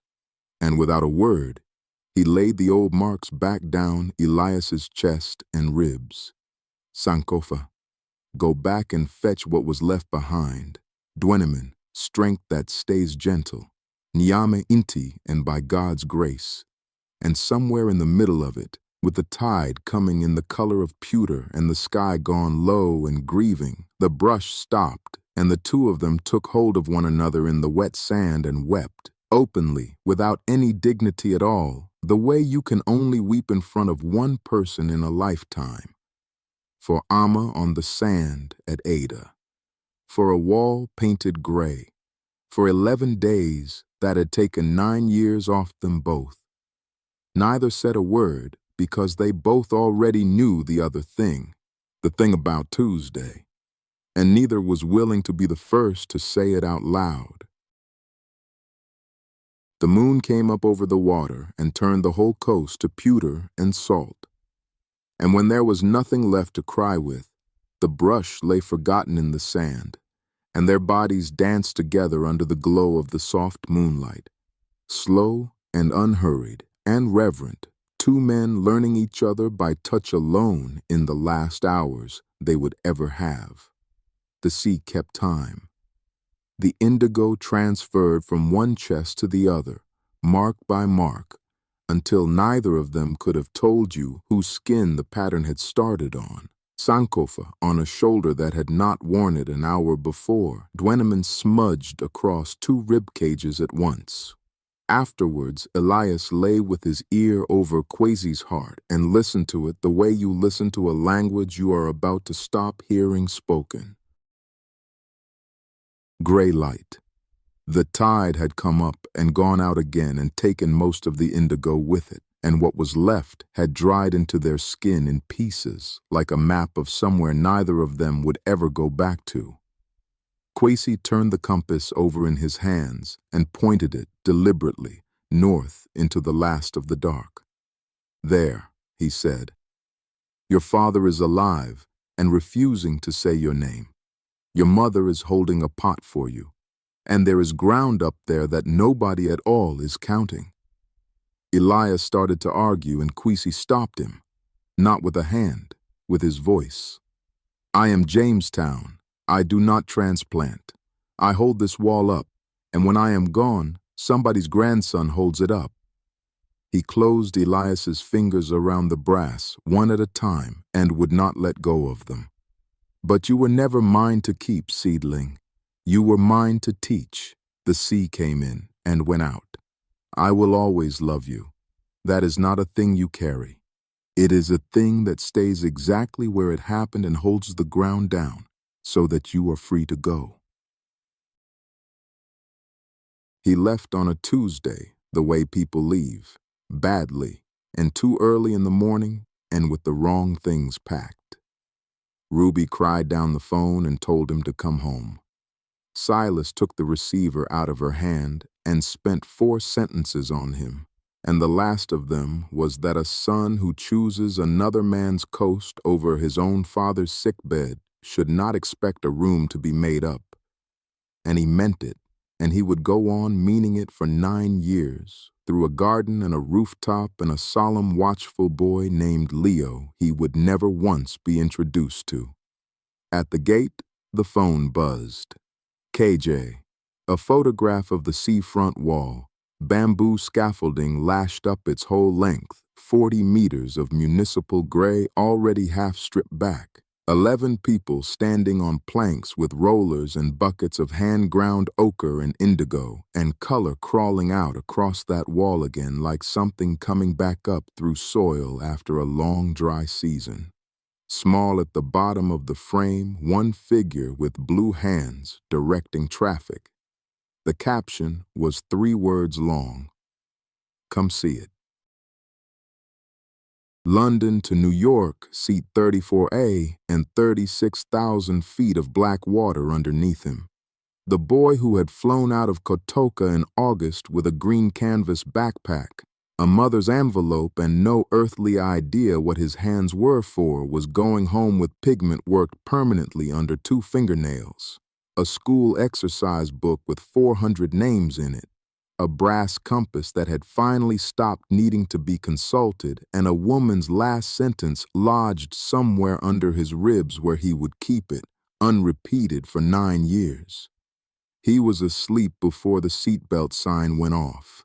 And somewhere out over the Atlantic he woke to a warm, spiced smell that had no business being on an aeroplane at 4 in the morning. Neroli and jasmine, soft, deliberate, expensive, and found that the young man in the aisle seat, neat cornrows, a dancer's easy sprawl, 1 gold hoop catching the reading light, had been watching him for some time and was in no particular hurry to stop. You talk in your sleep, the stranger said, and smiled, slowly, the way weather arrives. Something about a wall. He put out his hand. Maurice.